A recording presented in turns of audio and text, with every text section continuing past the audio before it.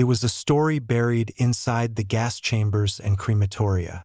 A small group of prisoners, separated from the rest of the camp population, were forced into a role that placed them at the center of the killing process. They were not guards. They were not collaborators by choice. They were prisoners who had been selected by the SS and compelled to carry out tasks that no human being should ever have been forced to perform. These men became known as the Sonderkommando. Their work took place behind locked doors and guarded walls, inside the crematoria complexes of Auschwitz-Birkenau. They were ordered to remove bodies from gas chambers, transport them to cremation ovens, and maintain the machinery of death that operated within the camp. The SS kept these units isolated from other prisoners, and the details of their work were meant to remain secret. Even within Auschwitz, few people fully understood what happened inside those buildings. Yet, despite the secrecy, fragments of their experiences survived. Some members of the Sonderkommando managed to leave behind written testimonies buried in the ground near the crematoria. Others survived the war and later described what they had witnessed. Their accounts revealed the existence of a group of prisoners forced into one of the most horrifying positions within the Nazi camp system. Understanding the history of the Sonderkommando is difficult, but it is essential to understanding how Auschwitz functioned. And before we begin, take a moment to like this video, subscribe to In&Out Nazi Germany, and let me know in the comments where in the world you're watching from. Every story, every memory, and every place matters, and together we keep history alive. Now let's begin. Chapter 1, Segment 1. The Landscape of Auschwitz-Birkenau. Long before the name Auschwitz became known around the world as a symbol of destruction, the land where the camp complex would later stand was an ordinary region in southern Poland, shaped by fields, railway lines, and small communities that had existed for generations. And understanding the physical setting of Auschwitz is an important starting point for understanding how the camp later developed into one of the central locations of the Holocaust, and how the Sonderkommando units eventually became part of the system operating inside it. The area around the town of Auschwitz was characterized by flat land intersected by rivers and agricultural fields, with railway connections linking the region to larger cities such as Krakow and Katowice. These transportation routes would later become a major factor in the decision by German authorities to expand the camp system there after the occupation of Poland began in 1939. When Germany invaded Poland at the beginning of the Second World War, the region quickly fell under German control and was incorporated into the administrative structure of Nazi-occupied territories. Soon afterward, German officials began looking for locations where they could establish detention facilities for political prisoners and other individuals whom the Nazi regime considered enemies. In 1940, the first camp was created on the site of former Polish military barracks near the town of Auschwitz. This camp, later known as Auschwitz I, initially functioned primarily as a concentration camp for Polish prisoners, including members of the resistance, intellectuals, and individuals accused of opposing the occupation authorities. The early camp was relatively small compared to what would later develop there, consisting of brick barracks surrounded by fences and guard towers where SS personnel maintained strict control over the prisoners. Over time, however, the role of the camp began to change as the war expanded and Nazi policies toward various populations across Europe became increasingly radical. By 1941, German authorities began constructing a much larger camp complex several kilometers away from the original site, in the nearby village of Brzezinka. This new camp would become known as Auschwitz II-Birkenau. The location was chosen in part because of the large open spaces that allowed rapid construction and expansion. Rows of wooden barracks were built across a vast area, creating a camp that could hold tens of thousands of prisoners.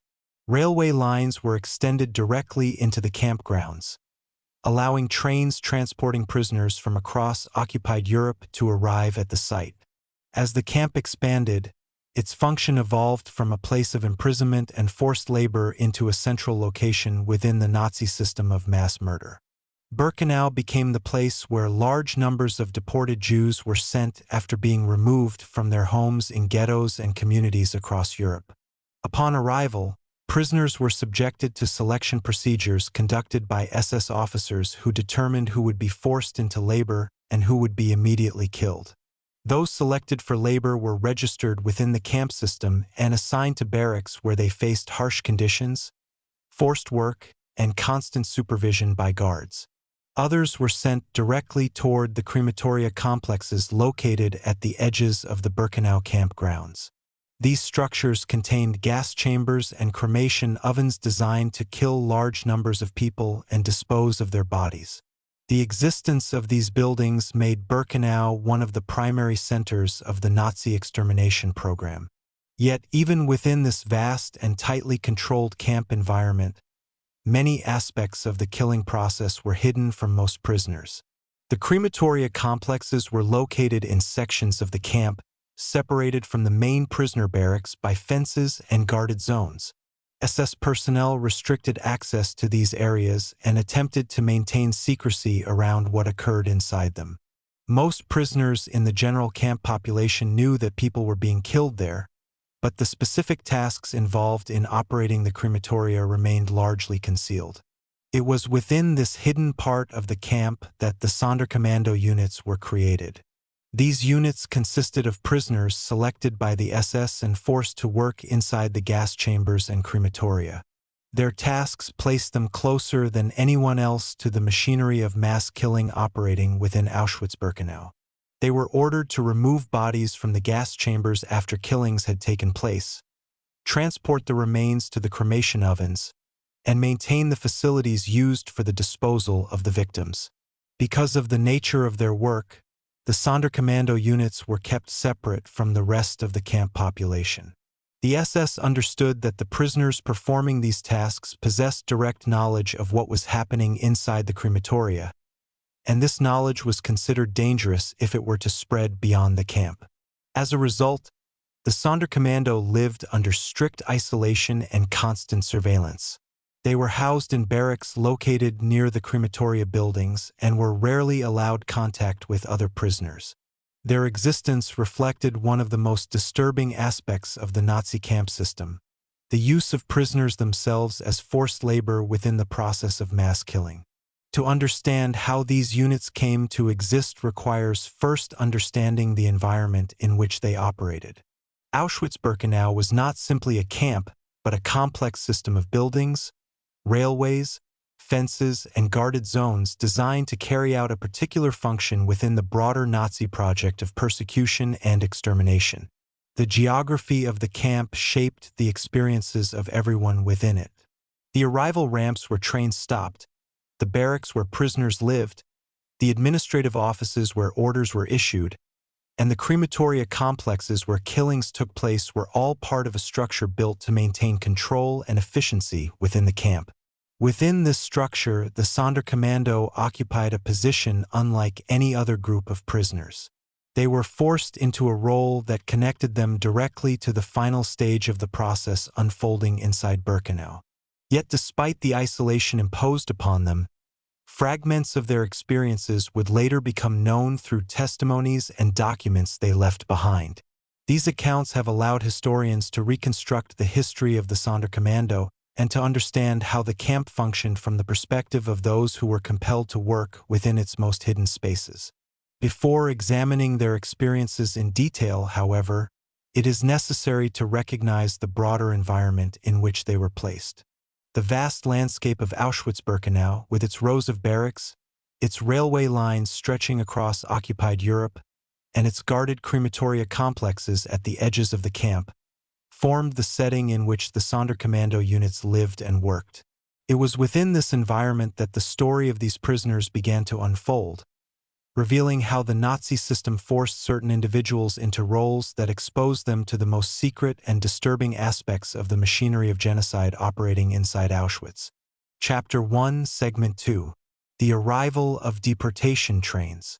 As the camp complex of Auschwitz-Birkenau expanded during the early years of the Second World War, one of the most defining features of the site became the railway lines that connected it to cities, towns, and ghettos across occupied Europe, and these railway routes played a central role in transforming the camp from a detention and labor facility into one of the most significant centers within the Nazi system of mass deportation and extermination.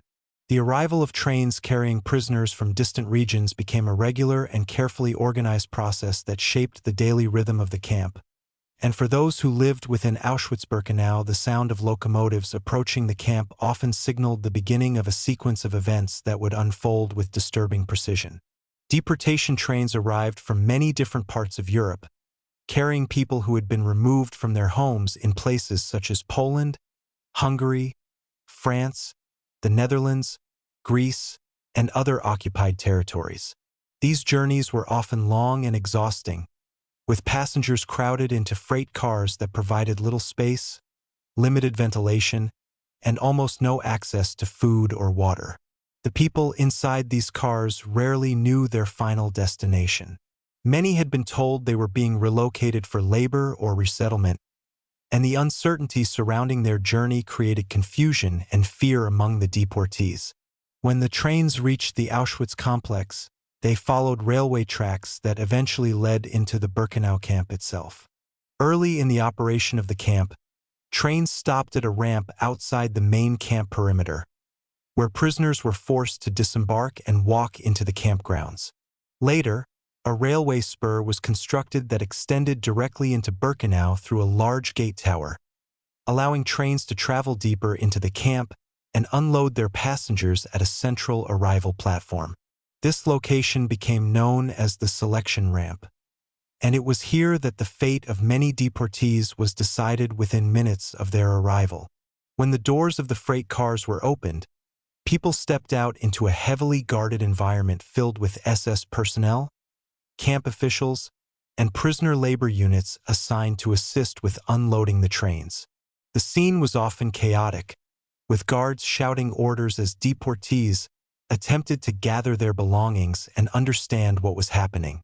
Families who had traveled together sometimes remained close to one another, believing that they would continue their journey as a group. Others searched for relatives who had been separated during the journey inside the crowded train cars. Amid this confusion, SS officers conducted a process known as selection. Standing along the platform, they observed the arriving prisoners and divided them into two groups based on their physical condition and perceived ability to work.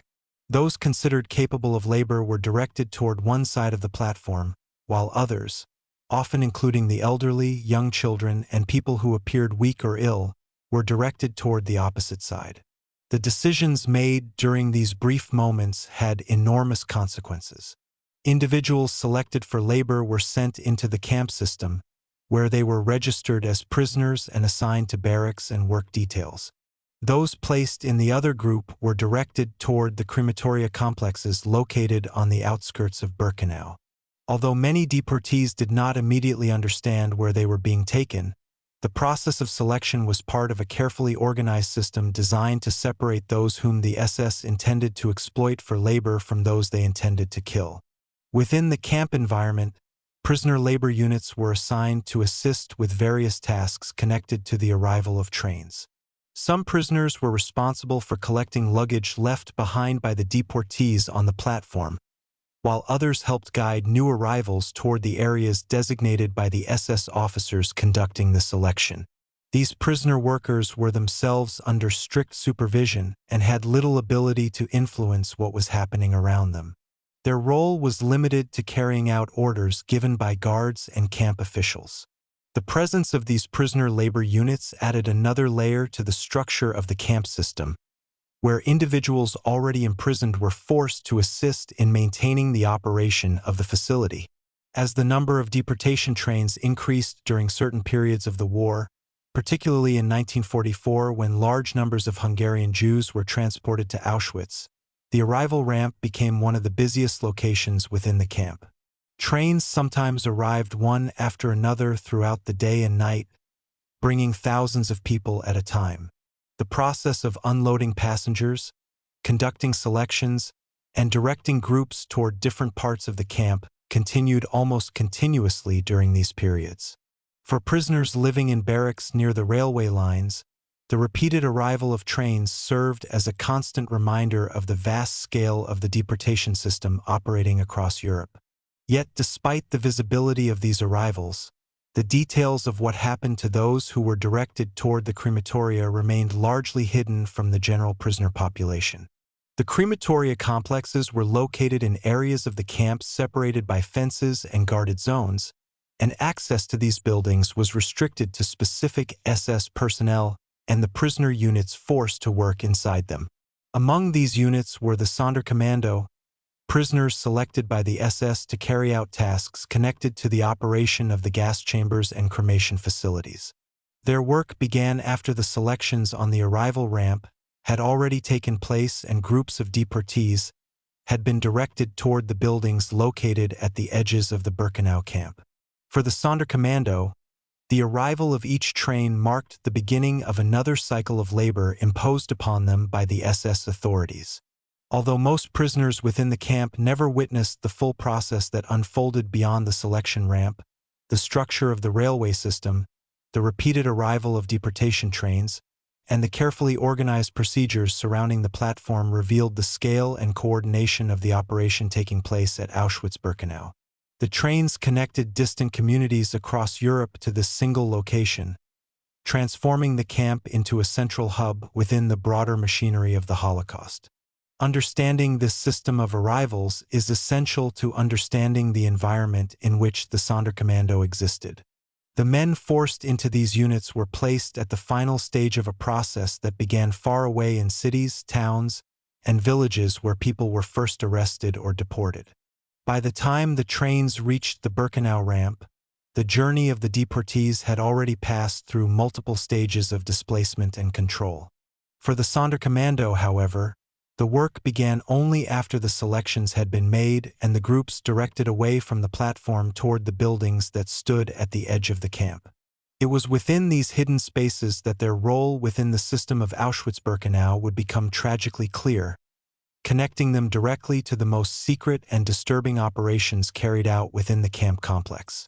Chapter 1, Segment 3: The Hidden Structures of the Crematoria. At the far edges of the Auschwitz-Birkenau camp complex, beyond many of the rows of prisoner barracks and separated by guarded zones and fences, stood several large buildings that played a central role in the functioning of the camp during its years of operation. And although these structures were visible within the landscape of Birkenau, the activities taking place inside them were deliberately concealed from most of the prisoners who lived within the camp system. These buildings were the crematoria complexes, structures that combined gas chambers and cremation ovens into a single facility designed to carry out mass killing and the disposal of bodies with a level of organization that reflected the broader bureaucratic system of the Nazi regime. The placement of these buildings within the camp was not accidental. They were positioned at the outer areas of Birkenau, often near patches of woodland or slightly removed sections of the camp perimeter, which allowed SS authorities to restrict access and reduce the likelihood that other prisoners would witness what was happening there. Guards controlled the surrounding areas, and movement near these buildings was carefully monitored. Even within a camp that contained tens of thousands of prisoners at different times, the crematoria zones functioned almost like isolated spaces within the larger camp environment. The buildings themselves were constructed with features intended to support their grim purpose. Each crematorium included large ovens used to burn bodies, along with rooms connected to gas chambers where victims were killed. Some of these gas chambers were located below ground level, accessible through stairways or ramps that led down into underground rooms designed to appear to the arriving victims as bathing or shower facilities. This appearance was part of a strategy intended to maintain order among the people brought into the buildings.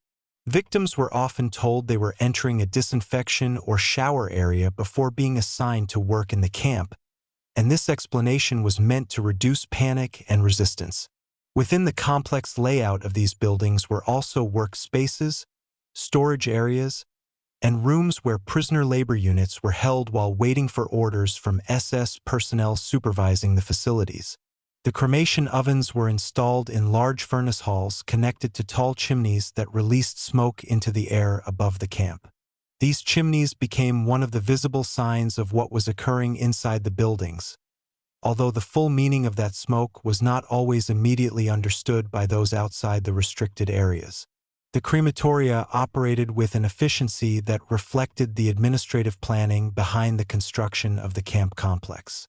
When groups of victims were brought from the selection ramp to the buildings, the process moved quickly under the supervision of SS guards and camp officials. Prisoners assigned to work units within the crematoria were forced to carry out tasks that supported each stage of the process. Among these units were the Sonderkommando, whose members were compelled to perform the most direct and disturbing forms of labor within the buildings. These prisoners were responsible for removing bodies from the gas chambers after killings had taken place and transporting them to the cremation ovens where they would be burned. They also maintained the furnaces, handled the remains after cremation, and ensured that the operation of the buildings continued under the orders of SS personnel. Because of the nature of their work, the Sonderkommando were kept largely isolated from other prisoners. They lived in barracks located close to the crematoria complexes and were rarely allowed to interact with the wider camp population.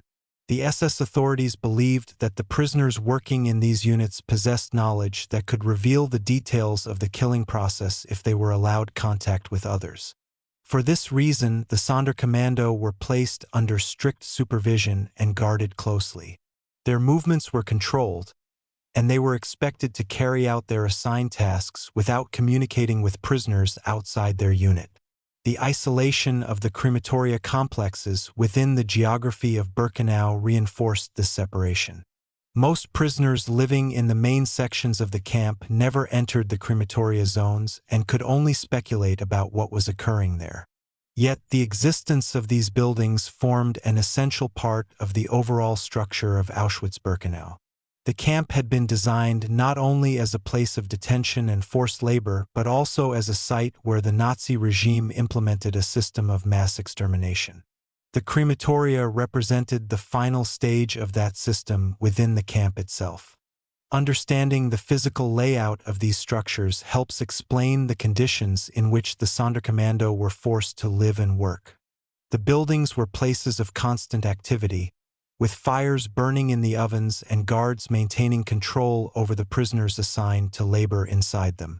The environment within the crematoria complexes was shaped by both the architecture of the buildings and the strict rules imposed by the SS authorities who supervised them. Prisoners working there experienced a reality that few others within the camp could see directly.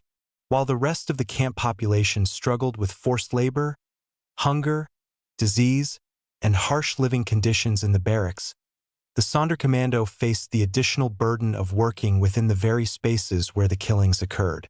Despite the efforts of the SS to maintain secrecy around these buildings, fragments of information about their purpose gradually spread among prisoners throughout the camp.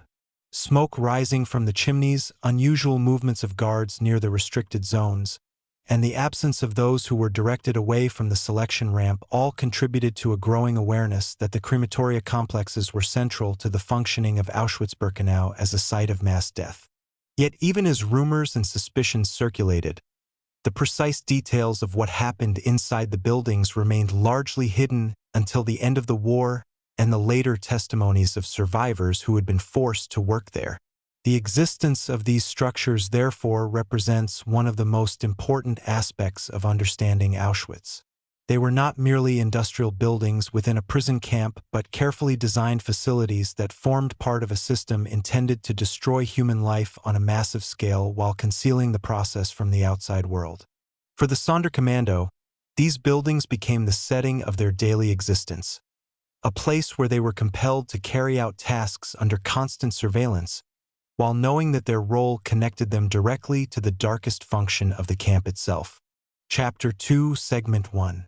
The creation of the Sonderkommando units. Within the expanding structure of Auschwitz-Birkenau, As the camp developed into one of the central sites of the Nazi extermination system, the SS authorities faced the practical problem of managing the processes that took place inside the gas chambers and crematoria, and rather than assigning German personnel to perform all of the labor required within these buildings, the camp administration established a system in which selected prisoners were forced to carry out many of the tasks connected to the operation of the crematoria complexes. This system resulted in the creation of special prisoner units that became known as the Sonderkommando, a term that referred to groups of inmates assigned to particular duties within the camp under direct SS supervision.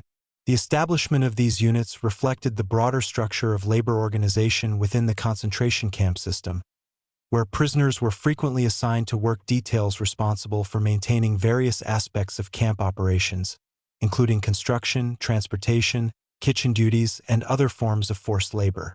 In the case of Auschwitz-Birkenau, however, the Sonderkommando units were assigned tasks that placed them at the center of the killing process itself.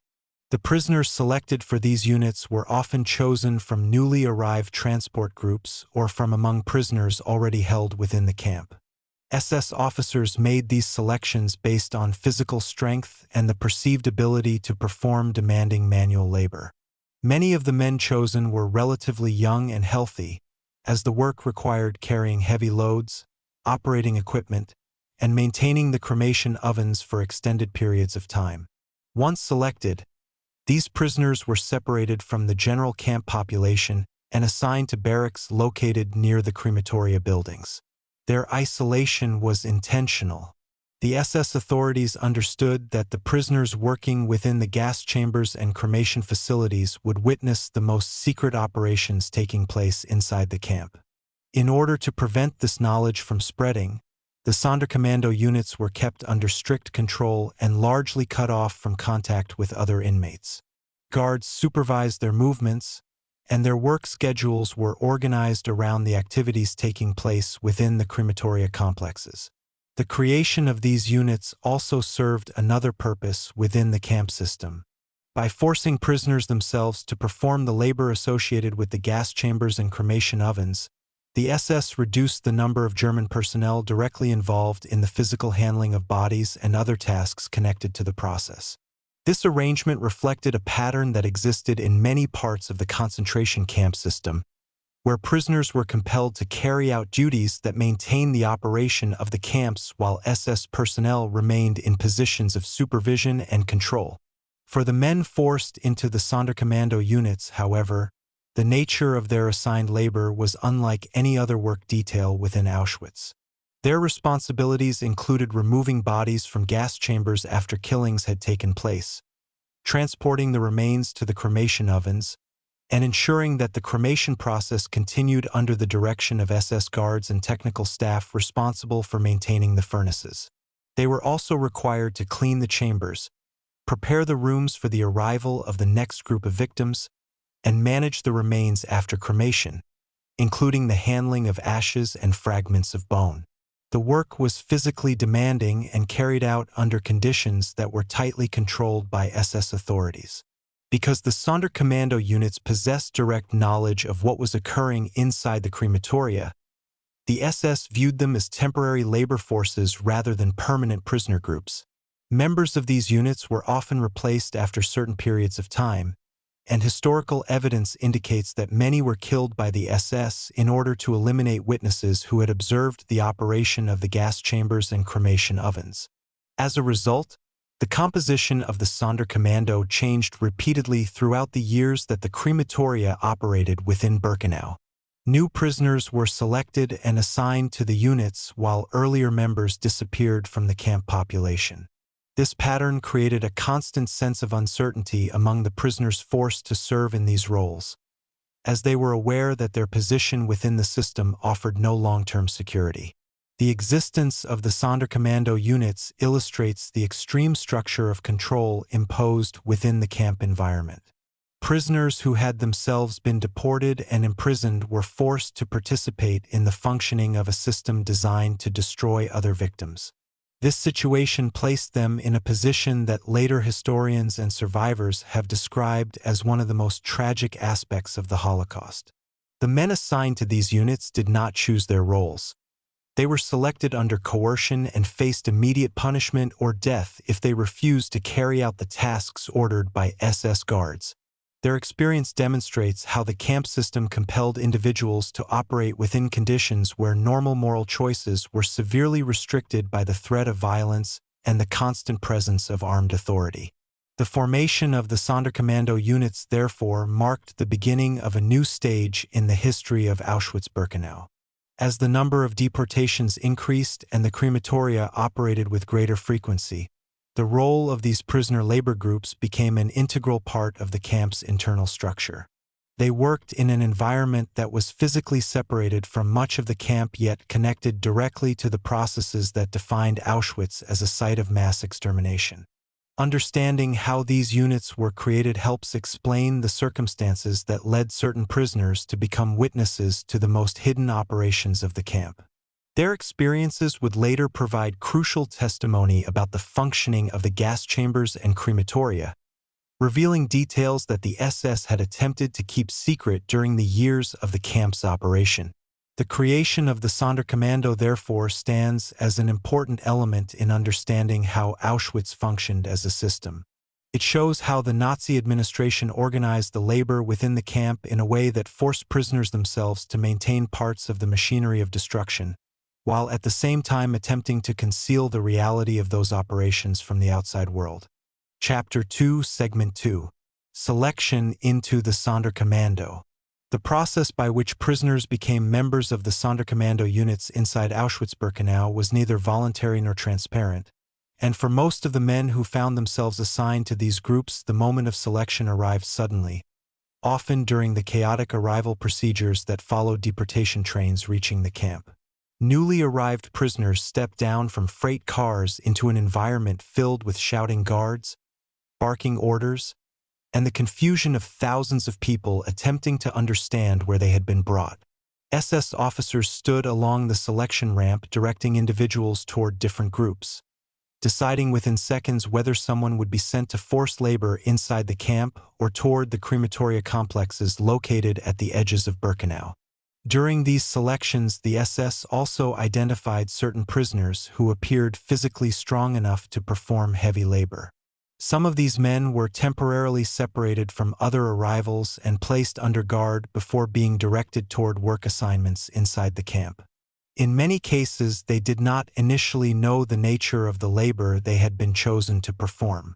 The SS often avoided explaining the details of the tasks connected to the crematoria, and newly selected prisoners sometimes believed they were being assigned to construction work or some other form of labor typical within the camp system. Only after they were taken to the areas near the crematoria complexes did they begin to understand that the work awaiting them was unlike any other assignment within Auschwitz. The men selected for these units were usually grouped together and escorted by guards to barracks located near the crematoria buildings.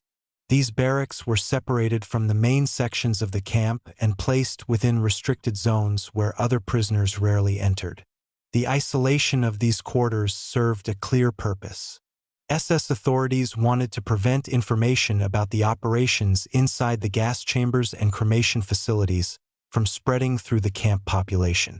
By keeping the Sonderkommando separated from other inmates, the SS hoped to maintain secrecy around the processes taking place within the crematoria complexes.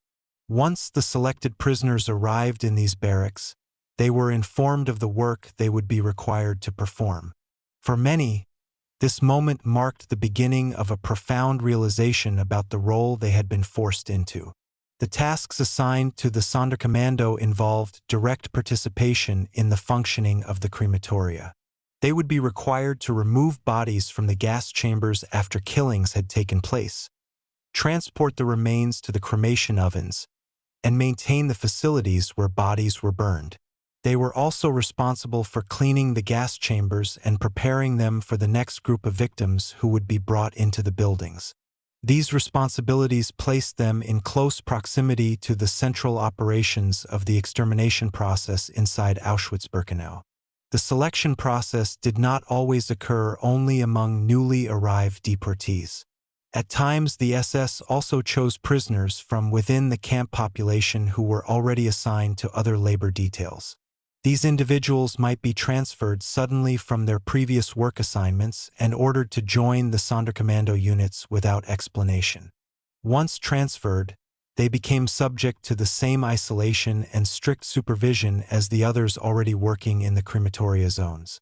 The composition of the Sonderkommando units therefore changed repeatedly over time as new prisoners were selected and others disappeared from the groups. The men forced into these units often came from many different countries and communities across Europe. Some had been deported from ghettos in occupied Poland, while others arrived from deportation transports originating in Hungary, Greece, France, the Netherlands, or other territories under Nazi control. Despite differences in language, background, and nationality, they shared the same forced role within the camp system. The environment in which they worked required cooperation among prisoners who had been brought together under circumstances none of them had chosen. Communication between them often relied on a mixture of languages and gestures, reflecting the diverse origins of the people who had been deported to Auschwitz. The SS guards supervising the crematoria complexes maintained strict authority over the Sonderkommando units. Orders were issued through a combination of direct commands and the use of prisoner functionaries who acted as intermediaries between the guards and the rest of the labor group. These prisoner functionaries were themselves members of the Sonderkommando who had been assigned positions of internal organization within the units. Their role involved coordinating work tasks and ensuring that the instructions given by the SS were carried out by the rest of the group. The structure of the Sonderkommando units therefore resembled the hierarchical arrangements that existed throughout the camp system, where certain prisoners were placed in supervisory roles over others, while still remaining under the ultimate control of SS personnel. For the men selected into these units, the realization that their work would involve the handling of bodies and the maintenance of the cremation process created an atmosphere of profound distress and uncertainty. Yet refusal to carry out orders was not a realistic option. The entire structure of the camp operated under the constant threat of punishment, and disobedience could result in immediate execution. Prisoners in the Sonderkommando understood that their survival depended on complying with the tasks assigned to them by the guards overseeing the crematoria complexes. At the same time, they were aware that their position within the system was precarious. Historical evidence shows that the SS periodically replaced members of the Sonderkommando units, often killing earlier groups of workers in order to remove witnesses who possessed direct knowledge of the operation of the gas chambers and cremation ovens. This practice meant that the men selected for these units lived with the understanding that their role within the system was temporary and that their lives were constantly at risk. The selection into the Sonderkommando therefore represented one of the most tragic aspects of the structure created within Auschwitz-Birkenau. Prisoners who had already been subjected to deportation and imprisonment were forced into roles that placed them inside the most secret areas of the camp and required them to participate in the functioning of its most destructive operations. Their selection was not the result of choice but of coercion within a system designed to control every aspect of life and death within the camp environment. The circumstances under which these selections occurred reveal how the Nazi administration used prisoners themselves as forced labor in maintaining the machinery of extermination while attempting to keep the details of that machinery hidden from both the outside world and the majority of the camp population. Chapter 2, Segment 3. Isolation and Life Inside the Sonderkommando Barracks. Once prisoners had been selected and assigned to the Sonderkommando units inside Auschwitz-Birkenau, they entered a form of existence within the camp that was markedly different from the experience of most other inmates, because the SS authorities deliberately isolated these groups from the wider prisoner population in order to maintain secrecy around the operations taking place within the crematoria complexes. The barracks where the Sonderkommando lived were located close to the crematoria buildings themselves, positioned within restricted zones at the edges of the Birkenau campgrounds. These areas were guarded by SS personnel and surrounded by fences that limited access from the rest of the camp. The physical placement of these barracks ensured that the men assigned to the Sonderkommando could be quickly directed to the crematoria whenever the SS required their labor, while at the same time preventing regular interaction with other prisoners who lived in the main sections of the camp. The isolation imposed on the Sonderkommando served several purposes within the structure of Auschwitz-Birkenau. First, it prevented information about the details of the killing process from spreading through the prisoner population. The SS understood that the men working inside the gas chambers and cremation halls possessed direct knowledge of what occurred there, knowledge that could potentially undermine the secrecy surrounding the extermination program if widely known. Second, the separation reinforced the control that SS guards maintained over these units. Because the Sonderkommando lived and worked within the same restricted area, their daily movements could be monitored more easily by the guards responsible for supervising the crematoria. Life inside the Sonderkommando barracks followed a rhythm determined by the operations of the crematoria themselves. When deportation trains arrived at the camp and groups of victims were directed toward the crematoria complexes, the Sonderkommando were ordered to prepare for the work that would follow.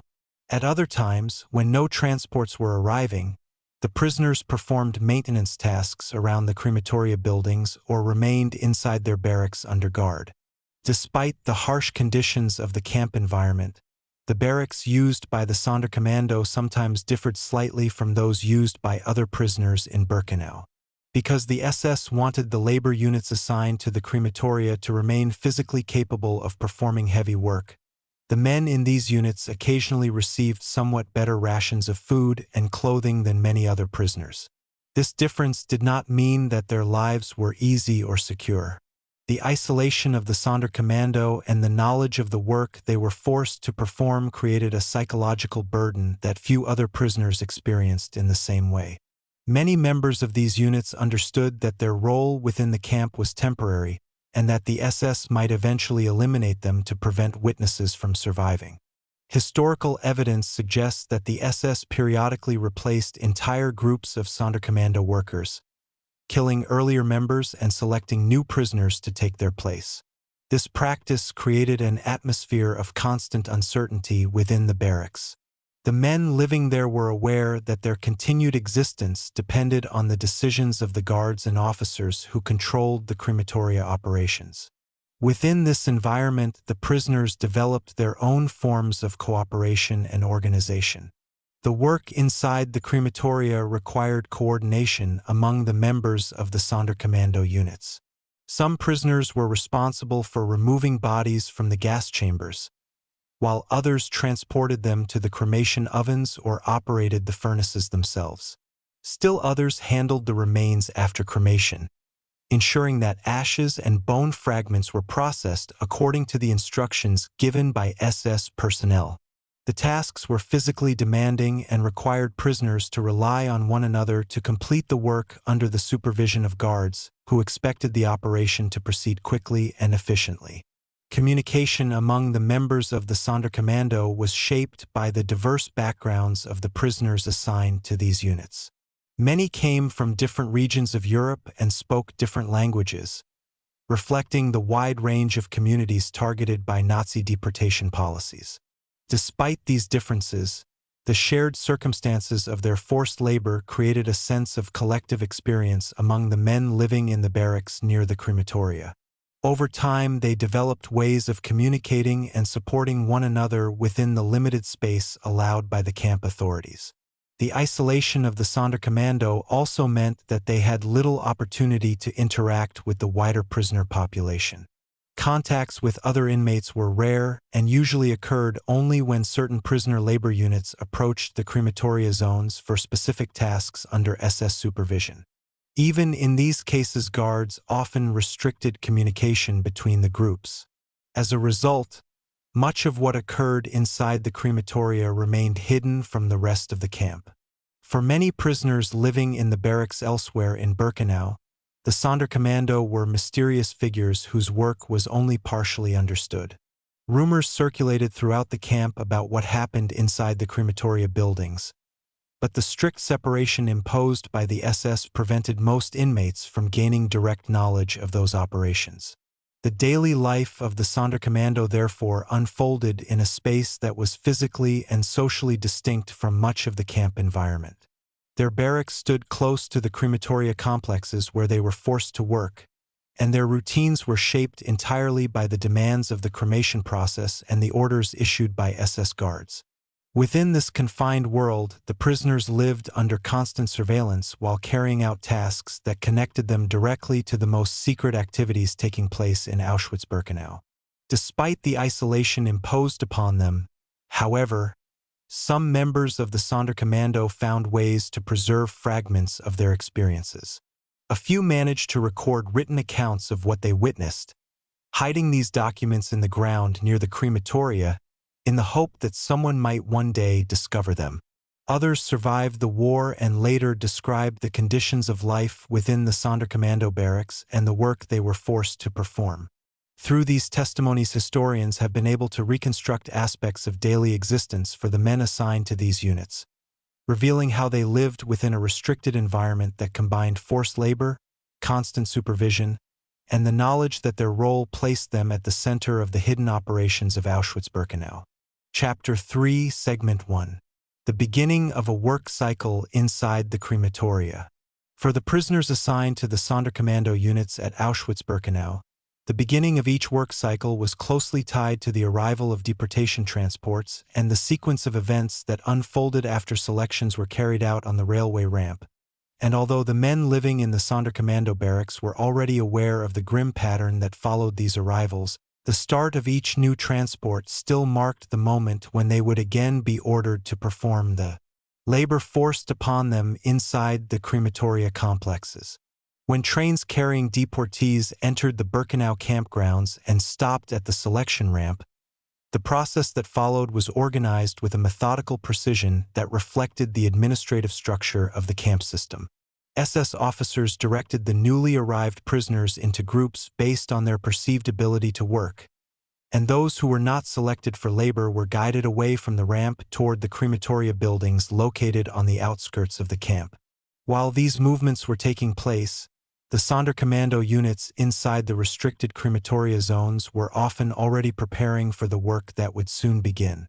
Guards informed them when transports had arrived and instructed them to move into position within the buildings where their tasks would be carried out. The physical layout of the crematoria complexes shaped the way this work cycle unfolded. Each complex contained several interconnected spaces, including underground or enclosed rooms that served as gas chambers, furnace halls where cremation ovens were installed, and additional areas used for storage or for holding the prisoner labor units assigned to work there. When a group of victims was brought toward the buildings, the SS guards supervised the movement carefully, maintaining the appearance of order and directing the deportees toward the entrance of the gas chamber area. The victims were often told that they were entering facilities where they would undergo disinfection or showers before being assigned to work in the camp. This explanation was part of a strategy intended to minimize resistance and maintain control during the process. Once the victims had been led inside the gas chamber area and the doors were closed under the supervision of SS personnel, the Sonderkommando units waited outside or in nearby rooms until the guards signaled that their work was to begin.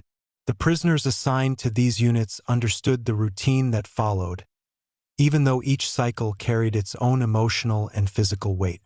When the SS guards opened the chambers after the killings had taken place, the Sonderkommando were ordered to enter and begin removing the bodies from the enclosed space. This was the first stage of the work they were forced to perform during each cycle. The bodies were transported out of the chambers and moved toward the furnace halls where cremation ovens were located. Because the number of victims brought into the crematoria could be large, the process required coordination among the prisoners performing the labor. Some members of the Sonderkommando carried bodies from the chamber area, while others organized them near the ovens where they would later be placed inside for burning. Still others worked directly at the furnaces, maintaining the fires and ensuring that the cremation process continued as required by the guards supervising the operation. The cremation ovens themselves were large industrial furnaces designed to burn bodies efficiently. They were constructed with multiple openings so that several cremations could occur at the same time. The men assigned to operate these ovens had to monitor the fires and maintain the functioning of the equipment under the direction of SS personnel responsible for overseeing the crematoria complexes. The heat inside these furnace halls could become intense as the ovens operated continuously during periods when multiple transports arrived at the camp. For the Sonderkommando, the work cycle did not end with the operation of the ovens themselves. After cremation had taken place, the prisoners were also responsible for handling the remains left behind. Ashes and fragments of bone were collected and processed according to the procedures established by the camp authorities. These tasks formed the final stage of each work cycle inside the crematoria. The entire process, from the arrival of deportees at the selection ramp to the disposal of remains after cremation, could unfold repeatedly within a short period when large numbers of transports reached Auschwitz-Birkenau. During certain phases of the war, particularly when deportations intensified in specific regions of Europe, the crematoria complexes operated for extended hours as the SS attempted to process the incoming transports quickly. For the Sonderkommando units, this meant that the work cycles could continue almost continuously during those periods, with only brief intervals between one transport and the next. The prisoners performing this labor worked under constant supervision by SS guards and camp officials who maintained strict control over the crematoria zones. Orders were given through shouted commands or through prisoner functionaries within the Sonderkommando units who relayed instructions to the rest of the group. These prisoner functionaries were themselves members of the Sonderkommando who had been assigned roles coordinating the work of the unit. Their position within the internal hierarchy of the group required them to organize the labor tasks while still remaining under the authority of the guards overseeing the operation. For the men forced into these roles, each work cycle represented another stage in the grim routine imposed upon them by the camp system. They carried out their tasks within the enclosed spaces of the crematoria complexes while knowing that the process would soon begin again when the next transport arrived. Although the SS authorities attempted to maintain secrecy around what occurred inside these buildings, the prisoners within the Sonderkommando units became direct witnesses to the full sequence of events that defined the operation of the crematoria at Auschwitz-Birkenau. Their experiences during these work cycles later formed the basis of the testimonies that revealed how the camp functioned behind the guarded walls of its most restricted areas. Chapter 3, Segment 2. Labor inside the cremation halls. Inside the crematoria complexes of Auschwitz-Birkenau, the work forced upon the Sonderkommando units continued long after the initial stages of each transport cycle had taken place, and much of this labor occurred within the furnace halls where the cremation ovens operated almost continuously during periods when large numbers of deportation trains arrived at the camp.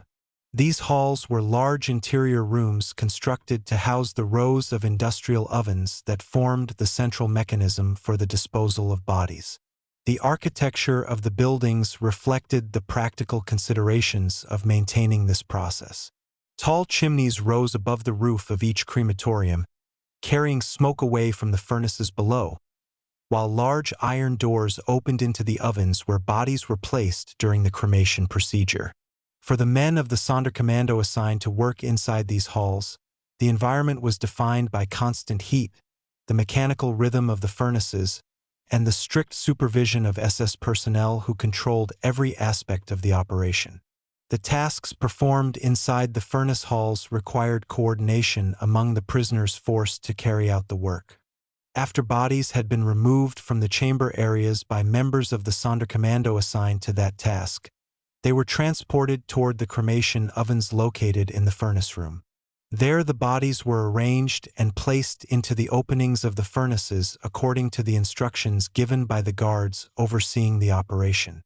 The ovens were designed so that multiple cremations could occur at once, and the prisoners responsible for operating them had to monitor the fires carefully to maintain the proper conditions required for continuous burning. This work demanded physical endurance as well as familiarity with the functioning of the equipment, since the fires had to be sustained throughout long working periods when transports arrived in rapid succession. The atmosphere within the furnace halls could become extremely intense during these operations. The heat generated by the ovens filled the enclosed space, and the prisoners working near the furnaces were required to remain close to the equipment in order to carry out their assigned tasks. Despite these conditions, the SS guards supervising the crematoria expected the process to continue without interruption whenever deportation transports were being processed.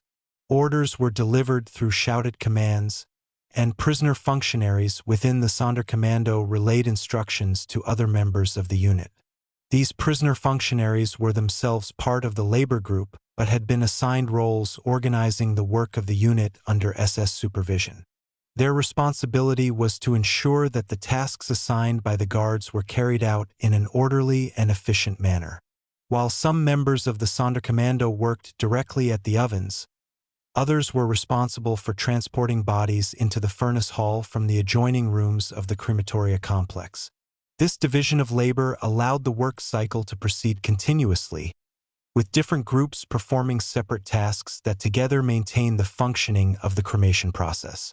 The structure of this forced labor system reflected the broader organization of the camp, where prisoner work details were arranged in ways that supported the administrative goals of the SS authorities controlling the facility.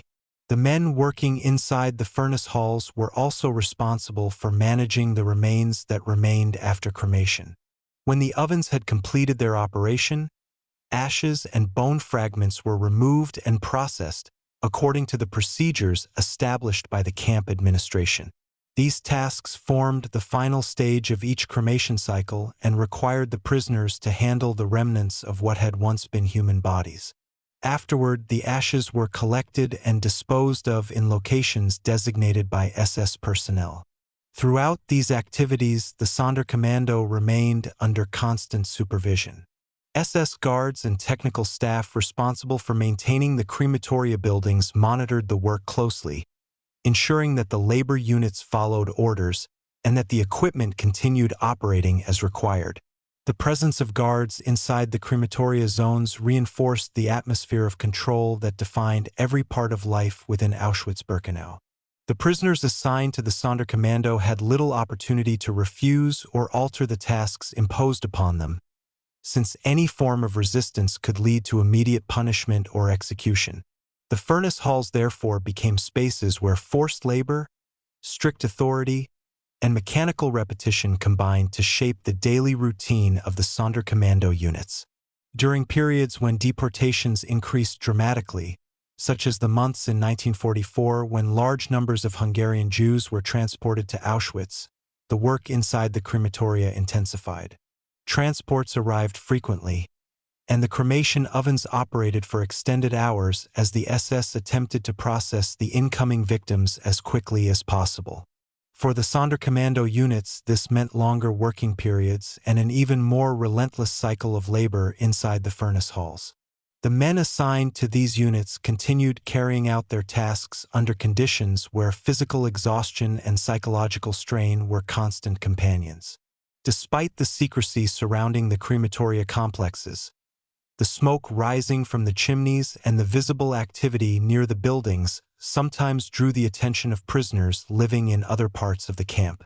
Yet the details of what occurred inside the furnace halls remained largely hidden from the wider prisoner population because access to these areas was strictly controlled by the SS.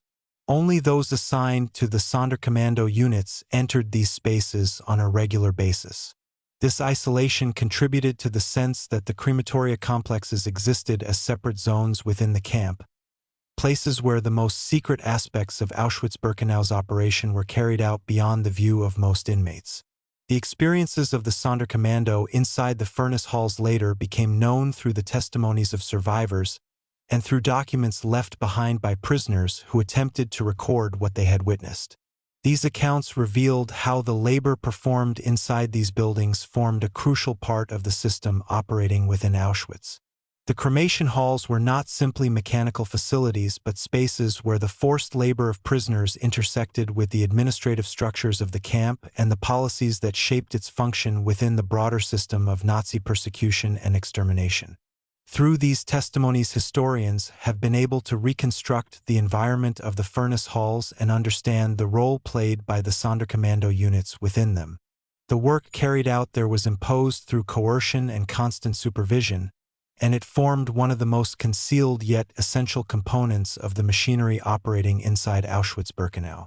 Chapter 3, Segment 3. The End of a Work Cycle and the Return to the Barracks. As each work cycle inside the crematoria complexes of Auschwitz-Birkenau came to an end, the Sonderkommando units were required to complete a final series of tasks that closed the process before they were permitted to leave the buildings and return to their isolated barracks nearby. And although the physical labor associated with operating the cremation ovens and handling the remains might appear to mark the conclusion of their duties, the procedures imposed by the SS authorities required the prisoners to continue working until every part of the crematoria had been prepared for the next cycle that would begin when another transport arrived. After the cremation ovens had completed their operation and the final remains had been processed, the prisoners assigned to the Sonderkommando were ordered to clean the interior spaces of the crematoria buildings. This included washing and clearing the rooms connected to the gas chambers as well as organizing the furnace halls where the ovens were located. The purpose of this work was not simply to maintain the buildings but also to restore the appearance of order within the complexes so that the process could begin again without interruption. SS guards supervised these cleaning tasks carefully, ensuring that the prisoners completed the work according to instructions and that the crematoria remained ready for the next arrival of victims. Within the structure of the camp system, this final stage of the work cycle represented a transition between periods of intense activity and the temporary quiet that followed when no transport was immediately scheduled to arrive. During these intervals, the Sonderkommando units gathered the tools they had used during the process and stored them in designated areas inside the crematoria buildings. The ovens were monitored to ensure that fires were properly managed, and technical staff associated with the crematoria sometimes inspected the equipment to confirm that it remained operational. Throughout these procedures, the prisoners remained under the supervision of SS guards who maintained strict authority over the entire area. Only after the guards were satisfied that the crematoria had been prepared for the next cycle were the Sonderkommando units allowed to leave the buildings and return to their barracks. The walk from the crematoria complexes to the barracks often took place under close guard, with SS personnel accompanying the prisoners across the restricted zone that surrounded the crematoria buildings. These barracks were located nearby but remained physically separated from the main sections of the Birkenau camp. Their placement reinforced the isolation imposed upon the Sonderkommando units and ensured that contact with other prisoners remained limited. When the men arrived back at their barracks after completing a work cycle, they entered a space that functioned both as living quarters and as a waiting area where they remained until the next set of orders arrived from the guards overseeing the crematoria. Life inside these barracks followed a routine shaped by the unpredictable rhythm of deportation transports arriving at the camp. At times, several days might pass before another transport appeared on the railway ramp, allowing the prisoners brief periods when they were not actively working inside the crematoria buildings. During these intervals, the men rested, ate the rations provided to them, and attempted to recover from the physical exhaustion produced by their labor. Yet the atmosphere within the barracks was rarely calm. The prisoners understood that their work would soon begin again and that each new transport would bring another cycle of tasks identical to the ones they had just completed. The psychological weight of this knowledge accompanied them even during moments of temporary rest. Within the confined environment of the Sonderkommando barracks, the prisoners also attempted to maintain a sense of cooperation and mutual support among themselves. The men assigned to these units came from many different countries and backgrounds, reflecting the wide range of communities that had been deported to Auschwitz-Birkenau. Despite differences in language and culture, the shared circumstances of their forced labor created bonds among them.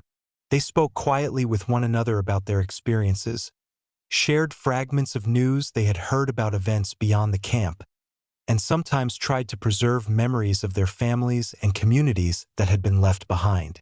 These conversations took place under the constant awareness that guards could appear at any time and that the isolation of the barracks did not mean freedom from surveillance.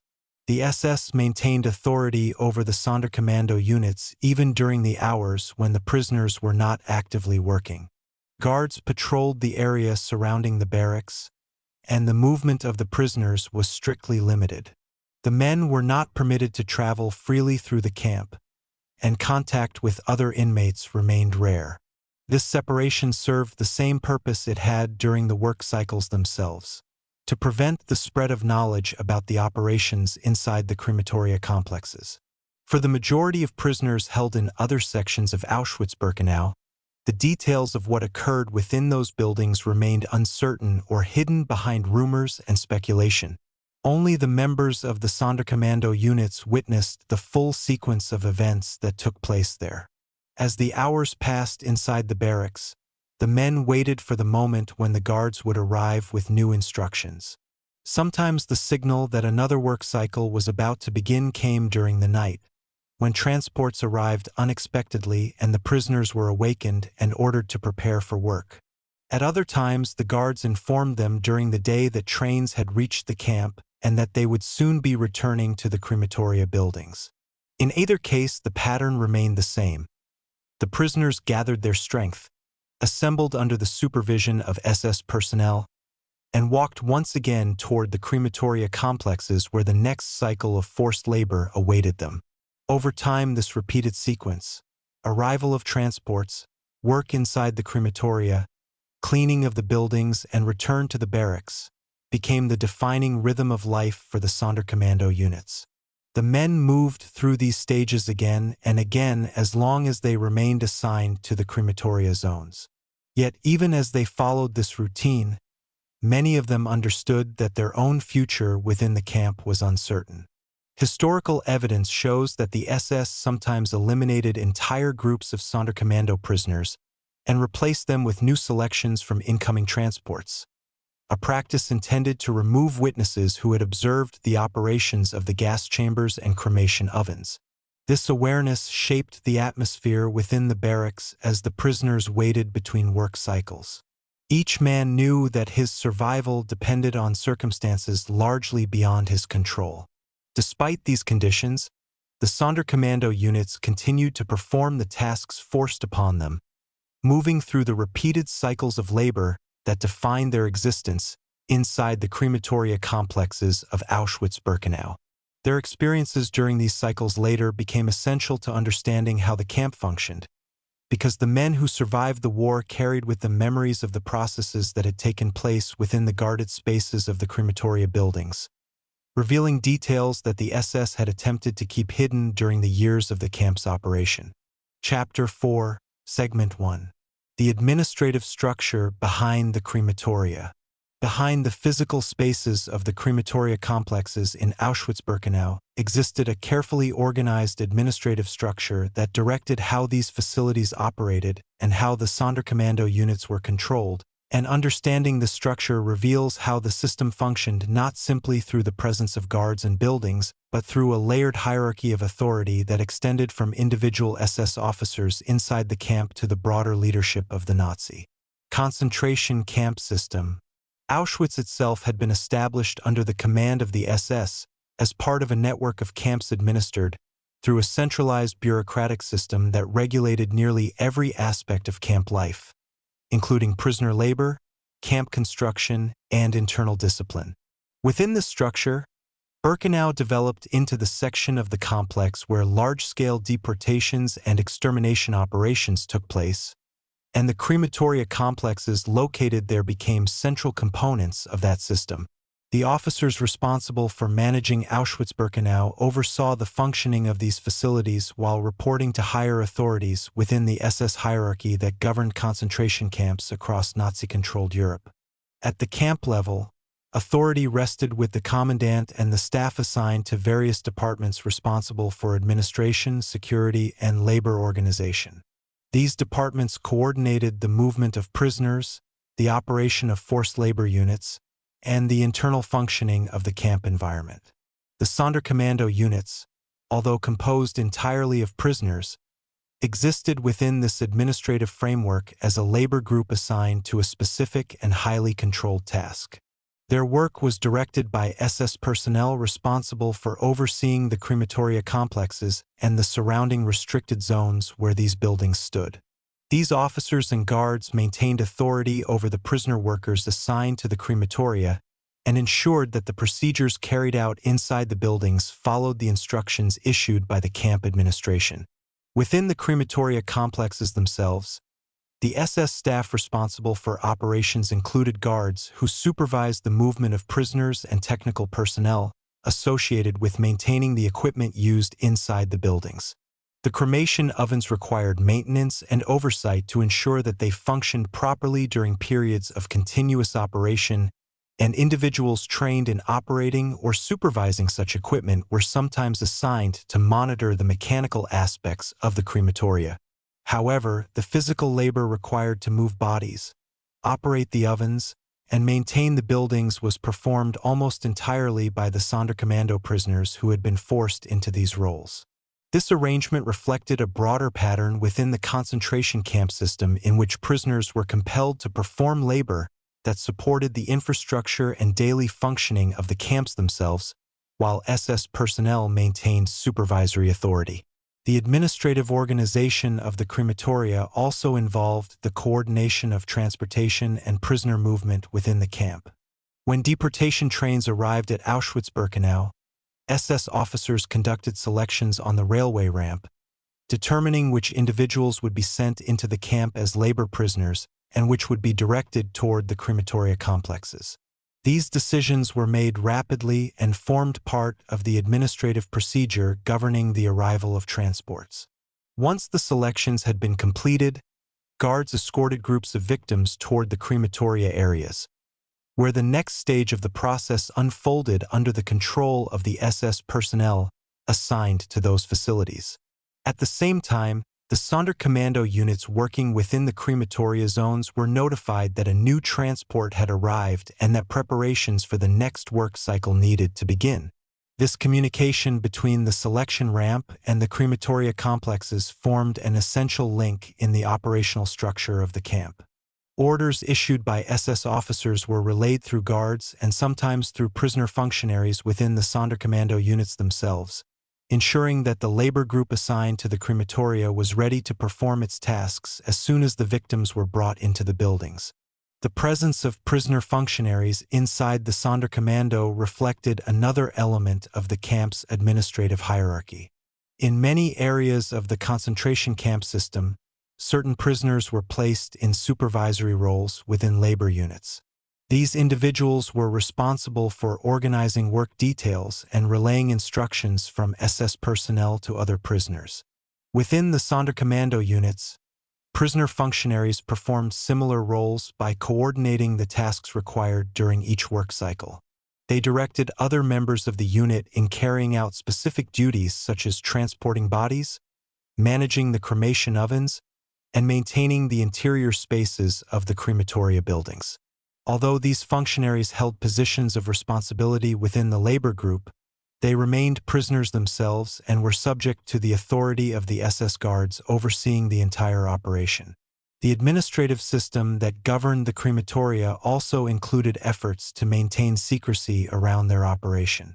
The crematoria complexes were located in restricted areas of Birkenau, and access to these zones was tightly controlled.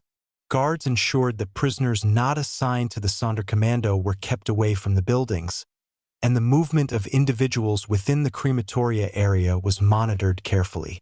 This secrecy was considered essential by the SS authorities who directed the camp. The operations taking place inside the crematoria were among the most concealed aspects of the Auschwitz system, and the isolation of the Sonderkommando units formed part of a broader strategy to prevent detailed knowledge of these processes from spreading beyond the immediate area where they occurred. Despite these efforts to maintain secrecy, the administrative structure that organized the crematoria left behind traces that later allowed historians to reconstruct how the system functioned. Documents produced by the SS administration, along with testimonies from survivors and former prisoners, revealed the layers of authority that existed within the camp and the role played by the Sonderkommando units within that hierarchy. These sources show that the crematoria were not isolated facilities operating independently but were integrated into the wider bureaucratic network that governed Auschwitz and the concentration camp system as a whole. The officers who supervised these complexes reported to higher authorities, and their actions formed part of the policies and directives issued by SS leadership responsible for managing the camp network across occupied Europe. For the prisoners forced into the Sonderkommando units, however, the administrative structure behind the crematoria was experienced primarily through the presence of guards, orders, and routines that controlled every aspect of their work. They lived and labored within a system designed to enforce obedience while maintaining strict secrecy around the operations taking place inside the crematoria buildings. Their position within this hierarchy placed them at the lowest level of authority, while at the same time making them direct witnesses to the processes that the SS leadership attempted to conceal. Through their later testimonies, the administrative framework that governed the crematoria and the role of the Sonderkommando within that framework became more clearly understood, revealing how the machinery of Auschwitz functioned through a combination of bureaucratic organization, forced labor, and strict control over information and movement within the camp. Chapter 4, Segment 2. SS personnel and control of the crematoria complexes. Within the restricted areas of Auschwitz-Birkenau where the crematoria complexes operated, authority remained firmly in the hands of SS personnel who supervised every aspect of the buildings, the procedures carried out inside them, and the prisoner labor units that were forced to maintain their operation. And although the physical work associated with the cremation process was performed by the Sonderkommando prisoners, the system itself functioned under the direct command structure of the SS. Camp administration.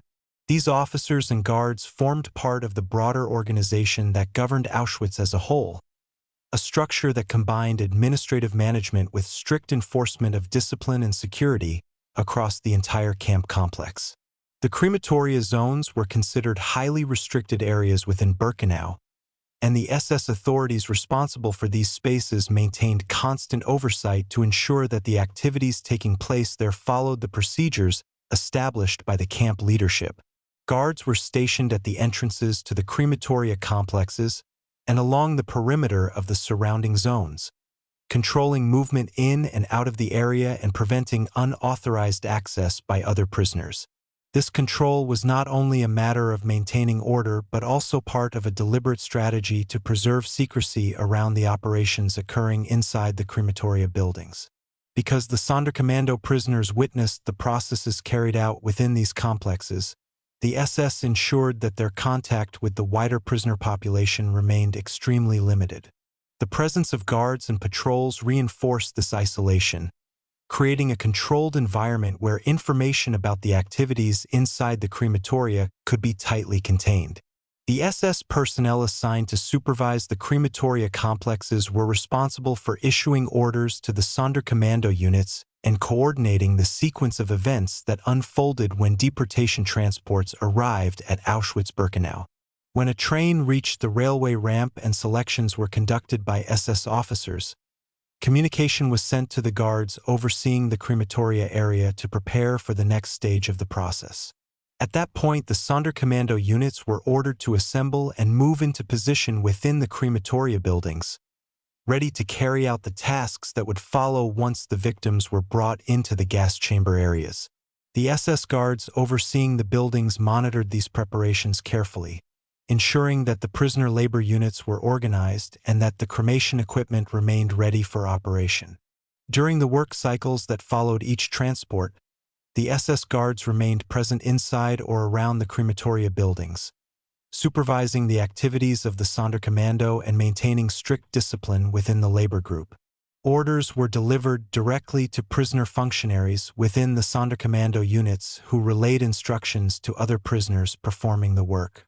This chain of command mirrored the hierarchical organization present throughout the camp system, where prisoner labor units operated under the authority of SS personnel who issued directives and enforced compliance through the threat of punishment. Within the crematoria complexes, the guards expected the Sonderkommando to perform their duties quickly and efficiently, especially during periods when large numbers of transports arrived and the cremation process continued for extended hours. In addition to supervising the prisoner workers, the SS personnel also oversaw the technical operation of the crematoria equipment. The ovens used for cremation were industrial furnaces designed to burn bodies under controlled conditions, and their operation required monitoring to maintain continuous use during periods of heavy activity. While the physical labor associated with loading and managing the ovens was carried out by the Sonderkommando prisoners, SS technical staff sometimes inspected the equipment to ensure that it functioned properly.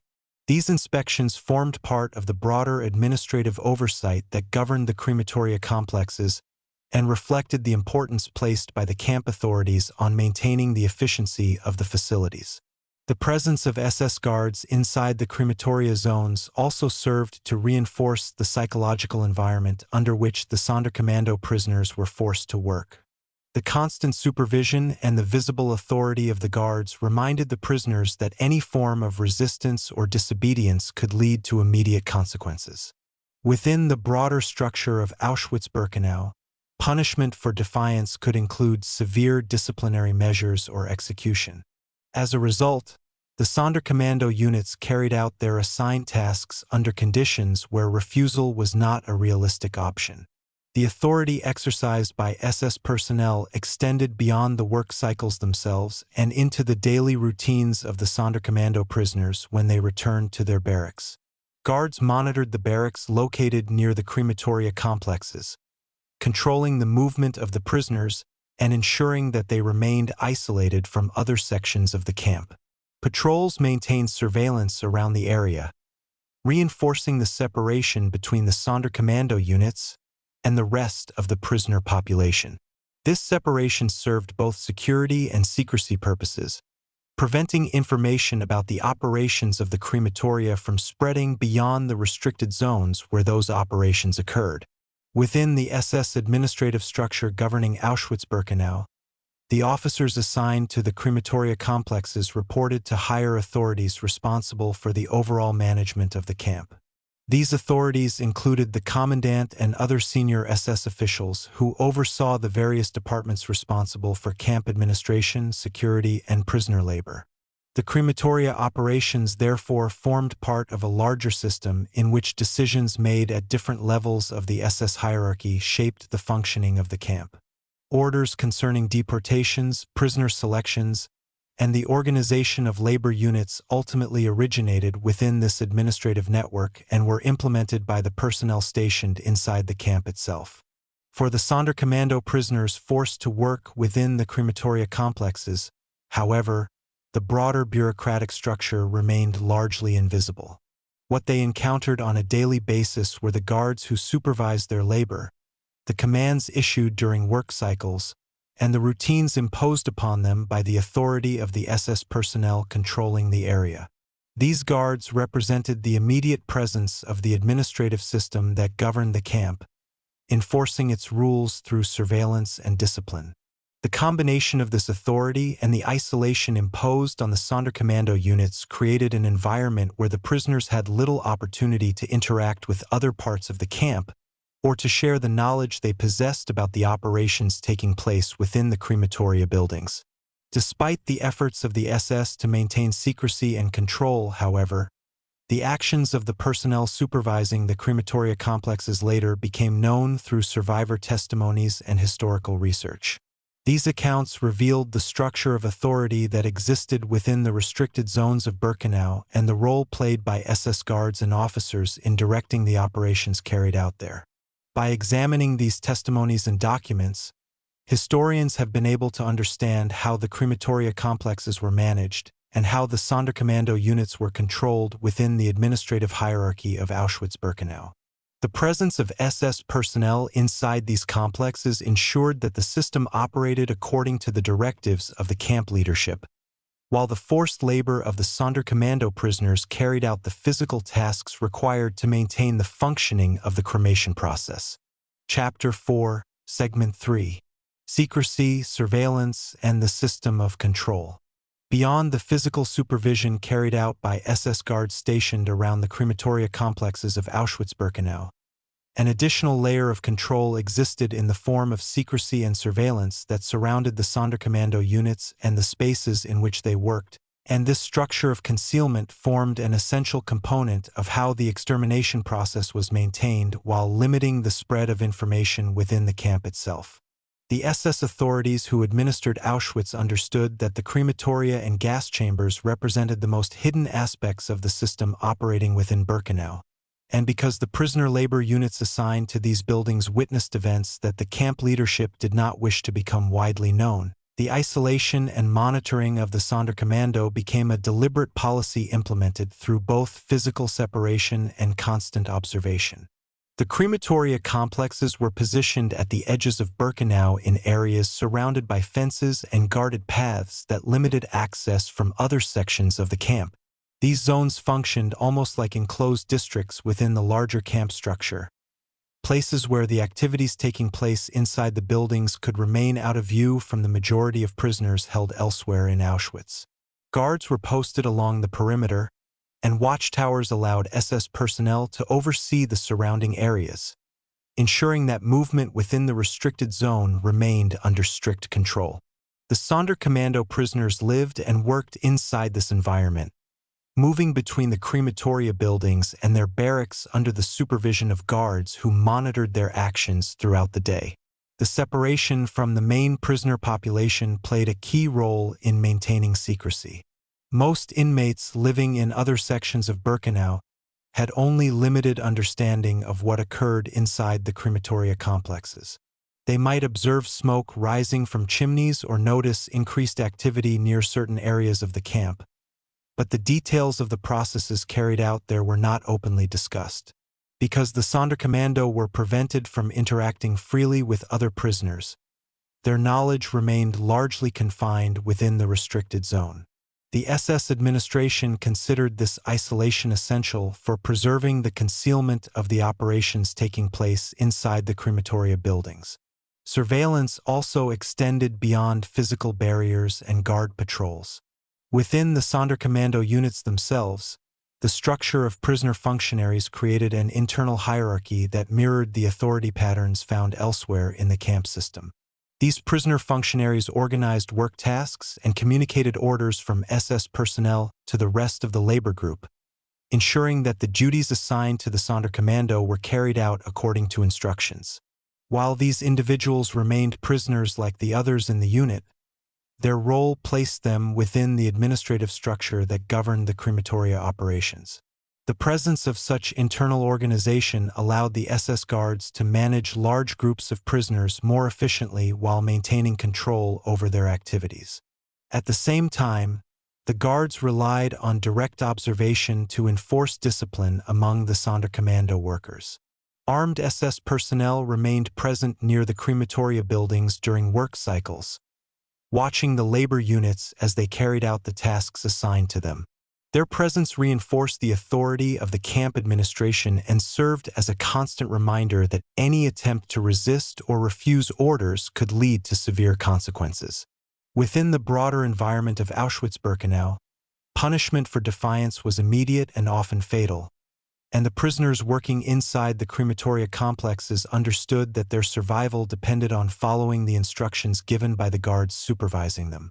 The secrecy surrounding the crematoria was also reinforced through the management of information inside the camp. Prisoners who were not part of the Sonderkommando rarely received direct explanations about the purpose of the crematoria buildings. Rumors circulated among inmates, and fragments of knowledge occasionally passed between individuals working in different labor units, but the SS administration discouraged any open discussion of what occurred inside the restricted zones. Guards controlled the movement of prisoners near the crematoria areas and prevented most inmates from approaching the buildings. In this way, the system relied not only on fences and armed supervision but also on limiting communication between different groups within the camp. Despite these measures, the secrecy imposed by the SS was never completely successful. Some prisoners working in nearby labor details observed aspects of the crematoria operations from a distance, and over time pieces of information began to circulate quietly among inmates. These fragments of knowledge contributed to a growing awareness within the camp that the crematoria complexes were connected to the disappearance of large numbers of deportees who arrived at Auschwitz but were never seen again. Even so, the detailed processes occurring inside the buildings remained known primarily to the members of the Sonderkommando units who were forced to work there. The system of surveillance imposed on these units also included the periodic inspection of their barracks and the monitoring of their movements outside the crematoria buildings. Guards patrolled the area surrounding the Sonderkommando living quarters, ensuring that prisoners remained within the boundaries established for them. Their daily routines were tightly controlled, and their ability to travel through other sections of the camp was extremely limited. This level of supervision reinforced the sense that the Sonderkommando existed within a separate world inside the larger environment of Auschwitz-Birkenau. The combination of secrecy, surveillance, and isolation created a controlled environment in which the crematoria complexes could operate while minimizing the risk that detailed knowledge of their function would spread beyond the restricted zone. For the SS administration overseeing Auschwitz, this system of control formed an essential part of maintaining the secrecy surrounding the extermination process. The men forced into the Sonderkommando units lived under this system every day, performing their tasks under watchful eyes while knowing that the information they possessed about the operations of the crematoria made them both essential to the functioning of the camp and vulnerable within its structure. Over time, however, the experiences of the Sonderkommando would not remain entirely hidden. Some prisoners found ways to record their observations or later shared their testimonies after the war, allowing historians to reconstruct how secrecy and surveillance shaped the environment inside the crematoria zones.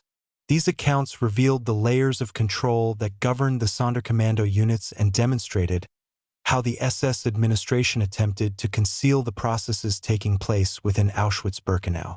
Through these testimonies, the structure of secrecy surrounding the crematoria complexes has become an important part of understanding how the camp system functioned and how the prisoners forced to work within it experienced life under constant observation and isolation. Chapter 5, Segment 1. Prisoners assigned to the Sonderkommando. Among the many categories of prisoners who were deported to Auschwitz-Birkenau during the years of its operation, the individuals who became part of the Sonderkommando units formed a group defined not by nationality or background but by the role they were forced to perform inside the crematoria complexes, and understanding who these prisoners were requires looking at the broader population that passed through the camp as well as the specific selection processes that determined which individuals would be assigned to this labor. The prisoners who became members of the Sonderkommando were typically selected from among newly arrived deportees or from individuals already held within the camp who were considered physically capable of performing heavy work. The SS officers responsible for making these selections focused primarily on strength and endurance, since the tasks associated with operating the crematoria required the movement of bodies, the handling of equipment, and long hours of labor inside the furnace halls where the cremation ovens operated. Many of the men chosen for this work were therefore relatively young and in good physical condition, at least at the time they were assigned to the unit. Yet their selection was not voluntary. Prisoners did not request to join the Sonderkommando, nor were they given a choice regarding the duties they would perform. Instead, the assignment occurred through a system of coercion that characterized nearly every aspect of life inside the concentration camp environment. The majority of the prisoners selected for the Sonderkommando were Jewish men who had been deported to Auschwitz from various regions of Europe. They arrived on trains that carried entire communities from occupied territories to the camp, often after having been confined in ghettos or transit camps. When these trains reached the railway ramp at Birkenau, SS officers conducted rapid selections that divided the deportees into different groups. Some were chosen for forced labor within the camp, while others were directed toward the crematoria complexes. In certain cases, the SS selected individuals from the group designated for labor and separated them for assignment to special work details. These selections might occur immediately upon arrival or later after the prisoners had spent some time in the camp. Once chosen for the Sonderkommando units, the prisoners were transferred to the restricted zones surrounding the crematoria buildings and placed in barracks located nearby. From that moment onward, their lives followed a path distinct from the majority of inmates held elsewhere in Auschwitz-Birkenau. Because the work performed by the Sonderkommando involved the most secret operations of the camp, the SS administration imposed strict isolation on these units. Contact with other prisoners was limited, and movement outside the crematoria area was tightly controlled. This separation ensured that the knowledge possessed by the Sonderkommando remained largely confined to the restricted zone where they lived and worked. The composition of the Sonderkommando units changed repeatedly over time as new prisoners were selected and others disappeared from the group.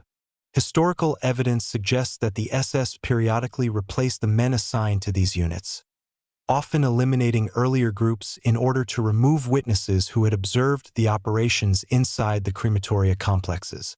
This practice meant that membership in the Sonderkommando was rarely permanent. Prisoners selected for the unit understood that their survival depended on circumstances largely beyond their control and that the role forced upon them might not last indefinitely. As a result, the group of men working inside the crematoria buildings evolved continuously as transports arrived from different regions and new prisoners were assigned to replace those who had been removed. The diversity of backgrounds among the Sonderkommando prisoners reflected the wide geographic reach of Nazi deportation policies during the war. Men from Poland, Hungary, Greece, France, the Netherlands, Slovakia, and many other countries found themselves working side by side within the crematoria complexes of Auschwitz-Birkenau. Each of them had experienced the upheaval of deportation and imprisonment before being forced into this particular role. Their languages, customs, and personal histories varied widely, yet within the confined environment of the Sonderkommando barracks, they shared the same circumstances of forced labor and isolation. Communication among the prisoners often relied on a mixture of languages, gestures, and shared routines developed during the work cycles inside the crematoria buildings. Despite the diversity within the group, a sense of mutual dependence emerged among the members of the Sonderkommando units. The work they were compelled to perform required coordination and cooperation, since tasks such as transporting bodies, operating cremation ovens, and maintaining the buildings could not be completed by individuals acting alone. Prisoners relied on one another to carry out these duties under the supervision of SS guards, who expected the process to proceed without interruption. In this way, the structure of the labor itself encouraged the development of informal bonds among the men assigned to the unit. Within the broader prisoner population of Auschwitz-Birkenau, the Sonderkommando occupied a unique and often misunderstood position. Other inmates sometimes noticed that the prisoners assigned to the crematoria appeared physically stronger than many laborers working elsewhere in the camp.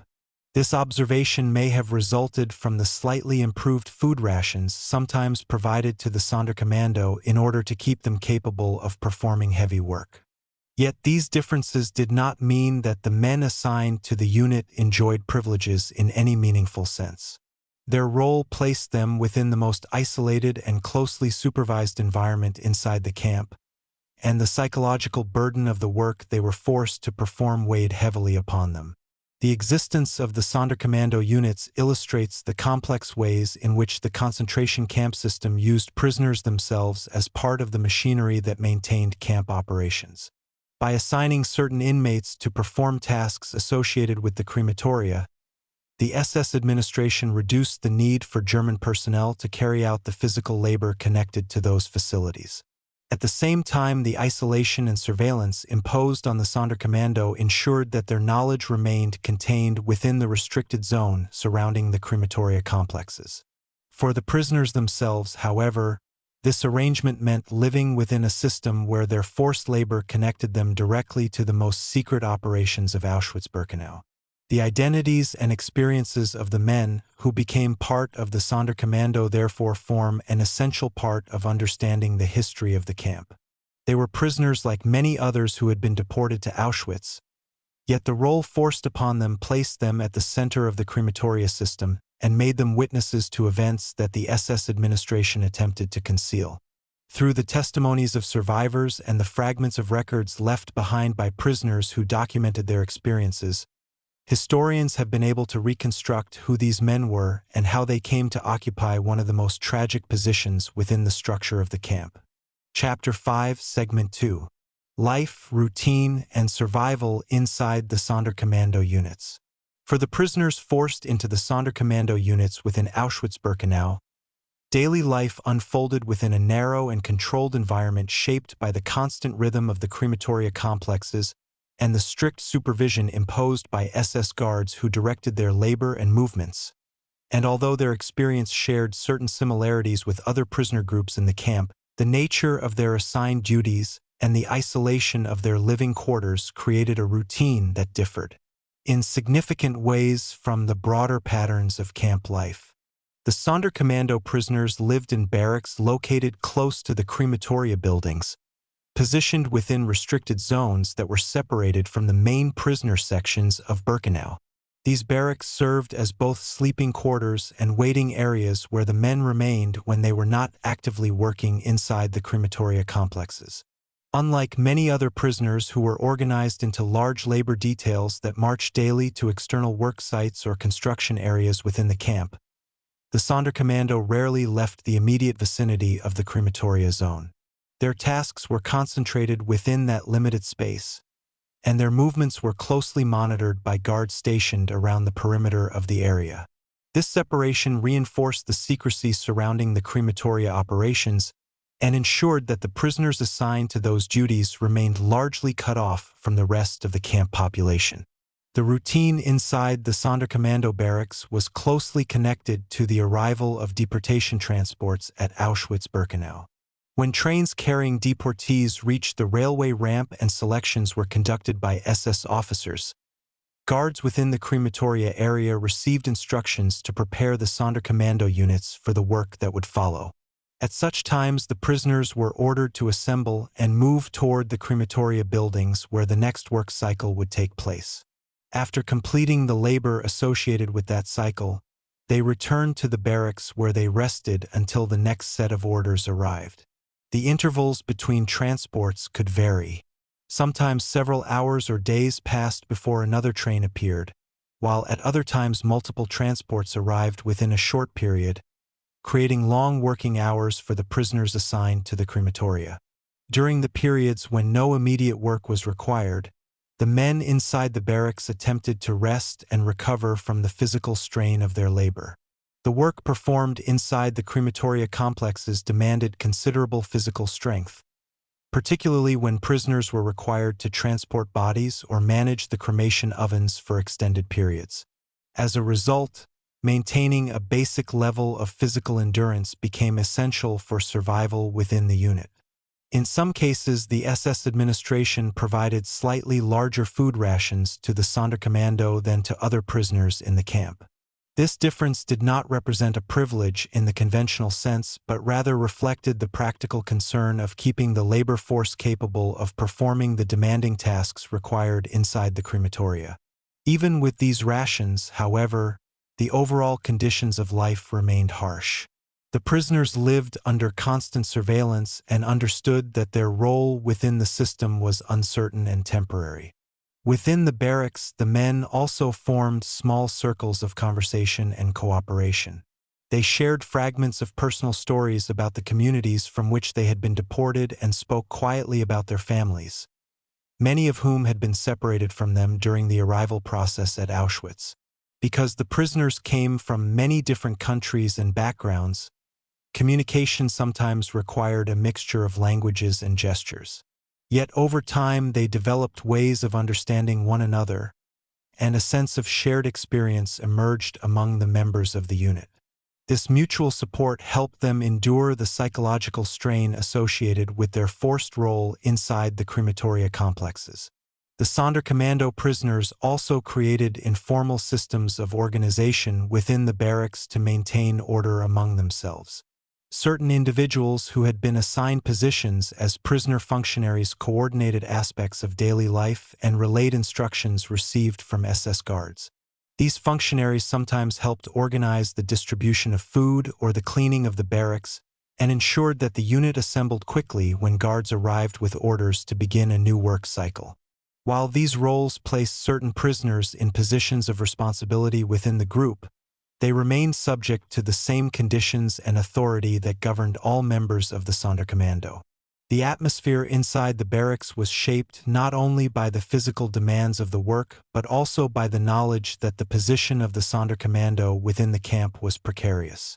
Many prisoners were aware that earlier groups assigned to the Crematoria had disappeared and that the SS sometimes replaced entire units of workers. This awareness created a constant sense of uncertainty about the future. The men knew that their continued existence depended on the decisions of the SS authorities who controlled the crematoria operations. Despite this uncertainty, the routine of daily life continued. Prisoners woke each morning inside the barracks, waited for instructions from guards, and prepared themselves mentally and physically for whatever work might follow. The isolation of the Sonderkommando units also meant that their contact with other prisoners was extremely limited. Occasionally, labor details working in nearby areas might pass close to the crematoria zones, and brief exchanges of glances or whispered words could occur when guards were not paying attention. Yet such moments were rare. Most of the time, the men assigned to the crematoria lived within a confined world defined by the boundaries of the restricted zone surrounding their barracks and the buildings where they worked. For the wider prisoner population of Auschwitz-Birkenau, the Sonderkommando remained a largely unseen group whose duties were not fully understood. Over time, however, some members of the Sonderkommando began to reflect on the importance of preserving a record of what they had witnessed. A few prisoners secretly wrote notes describing the events taking place inside the crematoria complexes. These writings were hidden in containers and buried near the crematoria grounds in the hope that someone might one day discover them. Such efforts required considerable courage, since the discovery of these documents by guards could have resulted in severe punishment. Yet the men who created these records believed that the truth about the operations of Auschwitz needed to survive beyond the camp itself. In this way, the daily routine of the Sonderkommando units included not only forced labor and survival but also quiet acts of memory and documentation carried out under the most restrictive conditions. Through the testimonies of survivors and the discovery of hidden writings left behind near the crematoria, historians have been able to understand more clearly how life unfolded within the Sonderkommando barracks and how the prisoners forced into these units attempted to maintain a sense of humanity while living within one of the most tightly controlled environments inside Auschwitz-Birkenau. Chapter 5, Segment 3: Moral Burden and Psychological Strain on the Sonderkommando. For the prisoners who were forced into the Sonderkommando units within Auschwitz-Birkenau, the daily routine of labor inside the crematoria complexes carried not only physical demands but also an extraordinary psychological burden that shaped their experience in ways that few other prisoner groups encountered within the camp system. And while the structure of forced labor defined many aspects of life in Auschwitz, the role imposed upon the Sonderkommando placed them in a position where they were compelled to witness and participate in processes that deeply conflicted with their own sense of identity, memory, and humanity. These men had arrived at the camp under the same conditions as thousands of other deportees, often separated from families and communities during the chaotic selections conducted on the railway ramp, and within a short time they were assigned to duties that brought them into direct contact with the most concealed operations of the camp. The knowledge of what occurred inside the crematoria complexes created a psychological environment unlike that experienced by most other prisoners in Auschwitz-Birkenau. While other inmates were aware that many deportees disappeared after arrival, the Sonderkommando witnessed the entire sequence of events associated with those disappearances. They saw the movement of victims into the crematoria buildings, the closing of doors to the gas chambers, and the aftermath that followed when the chambers were opened and the work of the cremation ovens began. This direct exposure to the full cycle of events meant that the prisoners assigned to these units lived with a constant awareness of the reality unfolding around them. The weight of that awareness became part of their daily existence, shaping their conversations, their thoughts, and their efforts to endure life within the camp. Many of the men assigned to the Sonderkommando had lost relatives or friends during the selections that occurred upon arrival at Auschwitz. In some cases, they recognized members of their own communities among the groups brought toward the crematoria buildings. Such moments intensified the emotional strain of their situation, as they were forced to continue performing their assigned duties under the authority of SS guards who expected the work to proceed without interruption. Within the environment of the crematoria complexes, expressions of grief or protest were rarely possible. The strict discipline imposed by the guards and the constant surveillance surrounding the area created conditions where the prisoners had little opportunity to openly express the emotions associated with what they witnessed. Instead, the psychological burden was often carried silently within the confined space of the Sonderkommando barracks. Conversations among the prisoners sometimes turned toward questions of survival and responsibility. Many struggled with the knowledge that the tasks they were forced to perform were connected to the broader system operating inside Auschwitz-Birkenau. Yet they also understood that refusal to carry out orders would result in immediate punishment or death. The structure of the camp left them with almost no ability to alter their circumstances. In this way, the Sonderkommando became one of the most tragic examples of how the concentration camp system compelled prisoners to operate within a framework where normal moral choices were severely restricted by the constant threat of violence and authority. Despite the heavy psychological pressure, the men within the Sonderkommando attempted to maintain elements of human connection and dignity within their isolated environment. Inside the barracks, they shared memories of their lives before deportation, recalling towns, families, and cultural traditions that had defined their identities before the war. These conversations served as reminders that their existence extended beyond the roles imposed upon them by the camp administration.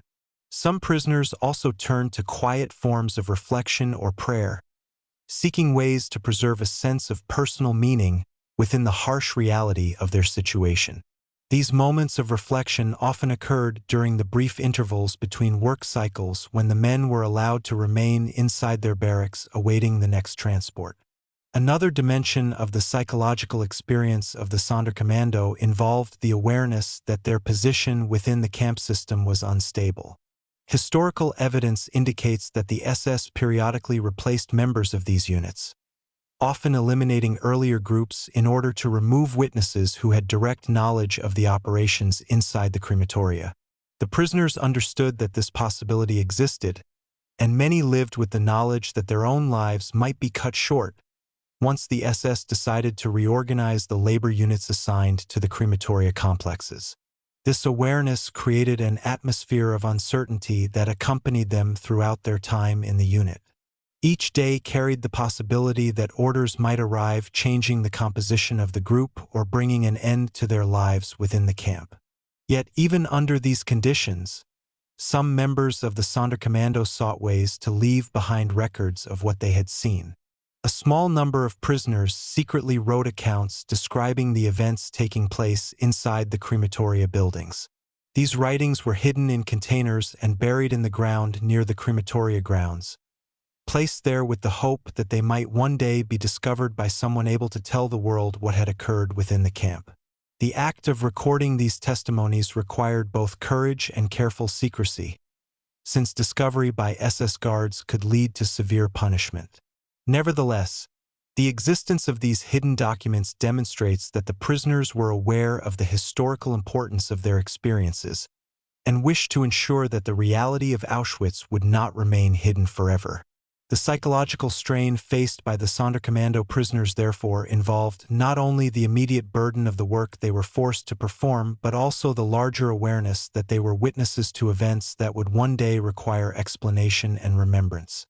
Through their testimonies and the fragments of writings they left behind, historians have been able to understand the emotional and moral challenges these men confronted while living within the crematoria zones of Auschwitz-Birkenau. Their experiences reveal how the concentration camp system imposed roles upon prisoners that tested the limits of endurance and identity, while still leaving space for acts of memory, solidarity, and documentation that preserved the truth of what occurred within the camp. Chapter 6, Segment 1. Daily work inside the gas chamber complexes. Within the structure of Auschwitz-Birkenau, the daily labor carried out by the Sonderkommando units followed a repeated pattern that was closely connected to the arrival of deportation transports and the operation of the crematoria complexes. And for the prisoners assigned to these units, the beginning of each work cycle often started long before the physical tasks themselves began, because the entire process required preparation, coordination, and the careful supervision of SS personnel who controlled every stage of the operation. When trains carrying deportees arrived at the railway ramp inside Birkenau, the initial procedures unfolded under the direction of SS officers who conducted selections among the newly arrived prisoners. Those considered capable of work were directed into the camp, while others were guided toward the crematoria buildings located at the edges of the campgrounds. During this time, the Sonderkommando units living in the restricted barracks near the crematoria were informed that a transport had arrived and that they needed to prepare for the next phase of their forced labor. Guards entered the barracks or called the prisoners outside, ordering them to assemble and move toward the crematoria buildings where the work cycle would take place. The movement from the barracks to the crematoria occurred under close supervision, with SS guards accompanying the prisoners and ensuring that no one strayed beyond the boundaries of the restricted zone. The architecture of the crematoria complexes shaped the way these work cycles unfolded. Each complex contained several rooms and corridors designed to guide the movement of groups entering the building, as well as furnace halls where the cremation ovens were located. The Sonderkommando prisoners were familiar with this layout because they worked there repeatedly over long periods of time. When a transport was being processed, the prisoners moved into position within the building, awaiting the moment when the guards would signal them to begin their tasks. These preparations often took place in silence, with the men standing together inside the corridors or adjacent rooms of the crematoria, aware that the next stage of the process was approaching.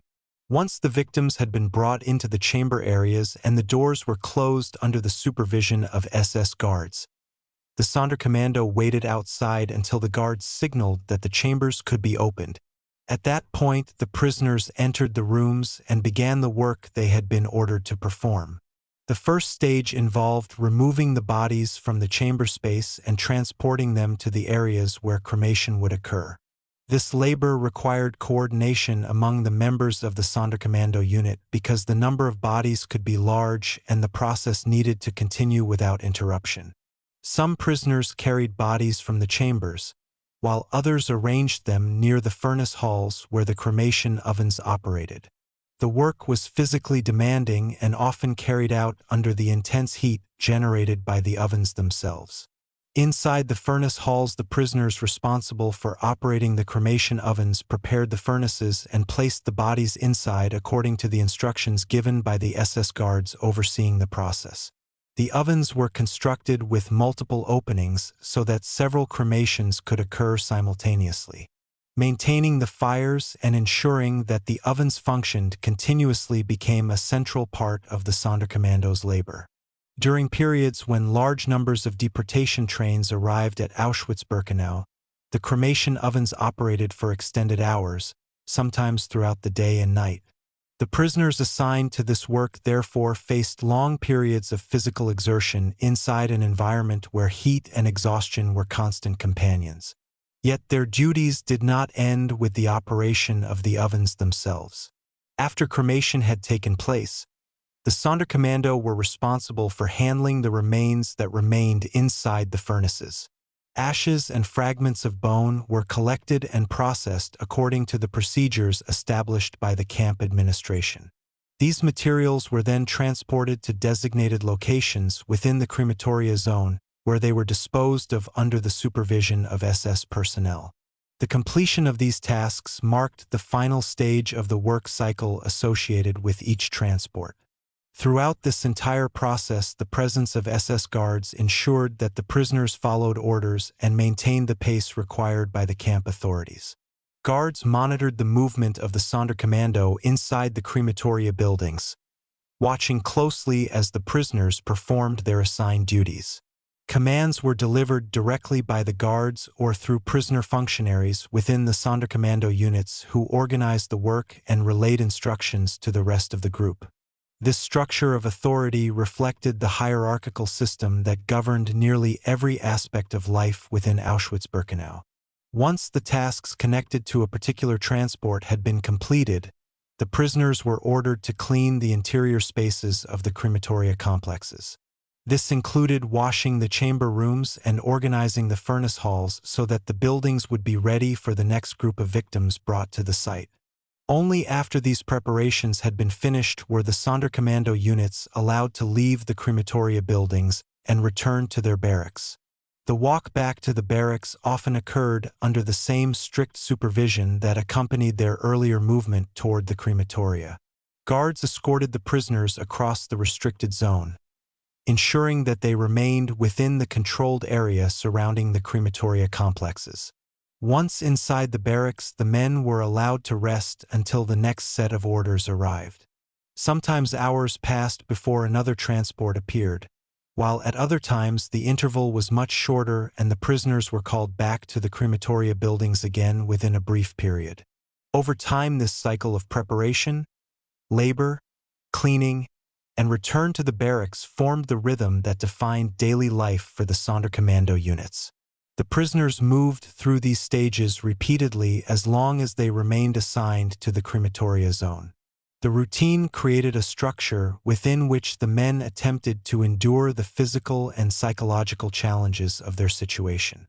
Each work cycle brought another sequence of tasks identical to the ones that had preceded it, reinforcing the sense that life within the crematoria complexes followed a pattern that rarely changed. Yet beneath this routine existed the constant awareness that their role within the camp system was uncertain, and that the SS administration could alter the composition of the Sonderkommando units at any time. Despite these uncertainties, the daily labor of the Sonderkommando continued as long as the crematoria operated within Auschwitz-Birkenau. The prisoners assigned to these units carried out their duties under strict supervision while living within the isolated environment of the crematoria zone. Their experiences during these work cycles later became an essential part of understanding how the camp functioned, because the men who survived were able to describe the routine that governed daily life inside the buildings where the most secret operations of Auschwitz took place. Chapter 6, Segment 2. Maintaining the crematoria and the physical demands of labor. Beyond the repeated work cycles connected to deportation transports, the prisoners assigned to the Sonderkommando units inside Auschwitz-Birkenau were also responsible for maintaining the crematoria complexes themselves, and this aspect of their labor formed an essential part of ensuring that the buildings, equipment, and surrounding areas remained functional for the operations carried out there. While the arrival of transports triggered the most intense periods of activity, the intervals between those events did not mean complete rest for the men living in the Sonderkommando barracks. During these quieter periods, the prisoners were often ordered to carry out maintenance tasks throughout the crematoria zone, preparing the facilities for future use and repairing the equipment that was subjected to heavy strain during the cremation process. The crematoria buildings were large industrial structures designed to accommodate several interconnected functions, including chamber rooms, furnace halls, storage spaces, and outdoor areas used for handling materials associated with the operation of the ovens. Because the furnaces often operated continuously during times of heavy deportation activity, the buildings required regular cleaning and inspection to maintain their functioning. The Sonderkommando prisoners were responsible for much of this upkeep. Under the supervision of SS guards, they swept the floors of the furnace halls, cleared away debris, washed interior surfaces, and ensured that tools and equipment used during work cycles were properly organized. These duties might appear routine in another setting, but within the context of Auschwitz-Birkenau, they formed part of the machinery that allowed the crematoria complexes to operate repeatedly over long periods of time. The ovens themselves required particular attention. Industrial cremation furnaces functioned through a carefully maintained balance of heat and airflow, and prolonged use could cause damage to the interior brickwork or metal components. Although technical staff connected to the camp administration sometimes inspected the equipment, the daily labor required to keep the ovens operational fell largely upon the Sonderkommando prisoners who worked inside the furnace halls. They monitored the fires, cleaned ash from the furnace chambers, and ensured that the openings through which bodies were placed into the ovens remained clear and usable. This work demanded familiarity with the structure of the equipment and the physical endurance needed to operate in an environment filled with intense heat. Even when the crematoria were not actively processing a transport, the ovens often remained warm from earlier use, creating a constant atmosphere of heat inside the furnace rooms where the prisoners performed their maintenance tasks. Outside the crematoria buildings, additional work awaited the Sonderkommando units. The grounds surrounding the complexes required cleaning and organization to maintain the restricted zone where the operations occurred. Prisoners cleared pathways, transported materials between buildings, and ensured that areas used for storing tools or equipment remained orderly. These tasks were carried out under the watchful eyes of SS guards stationed around the perimeter of the crematoria zone. The presence of these guards reinforced the strict control that governed every aspect of life for the Sonderkommando prisoners. Even during maintenance work, the men were rarely left unsupervised. Orders were delivered through direct commands from guards or through prisoner functionaries who organized the labor units according to instructions received from SS personnel. The physical demands associated with maintaining the crematoria complexes were considerable. The prisoners performed heavy manual labor for long periods, often in conditions that combined exhaustion with the oppressive heat generated by the furnace halls. Despite these challenges, the SS authorities expected the work to proceed efficiently so that the buildings would remain ready for the arrival of the next deportation transport. The structure of the camp system left little room for delay or error. The crematoria complexes represented facilities that the SS administration considered essential to the functioning of Auschwitz-Birkenau, and maintaining them became part of the forced labor imposed upon the Sonderkommando units. Within the barracks located near the crematoria, the men returned from these maintenance duties carrying the physical strain of the work along with the knowledge that the next transport could arrive at any time. The rhythm of their daily existence was therefore shaped by two overlapping cycles: the intense work periods triggered by deportation arrivals and the maintenance tasks required to keep the crematoria buildings operational during quieter intervals. The combination of these responsibilities meant that the Sonderkommando rarely experienced complete rest. Even when no transports were expected, the prisoners remained occupied with tasks designed to prepare the crematoria for future use. The physical environment surrounding the crematoria complexes also influenced the way this labor unfolded. The buildings were situated within the broader landscape of Birkenau, a camp constructed on open ground that was exposed to changing weather conditions throughout the year. During winter months, the prisoners carried out maintenance tasks in cold and snow, while during summer the heat inside the furnace halls combined with warm outdoor temperatures to create particularly difficult working conditions.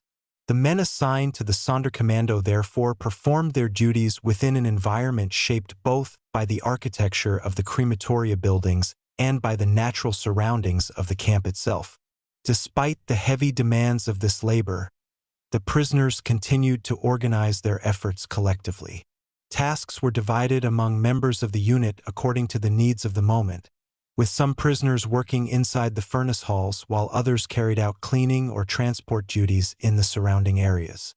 This cooperation was necessary for maintaining the crematoria complexes under the constant supervision of SS guards who expected the work to proceed without disruption. The structure of the labor therefore reinforced the sense of interdependence among the men living within the Sonderkommando barracks. Each prisoner understood that the tasks assigned to the unit could only be completed through coordinated effort.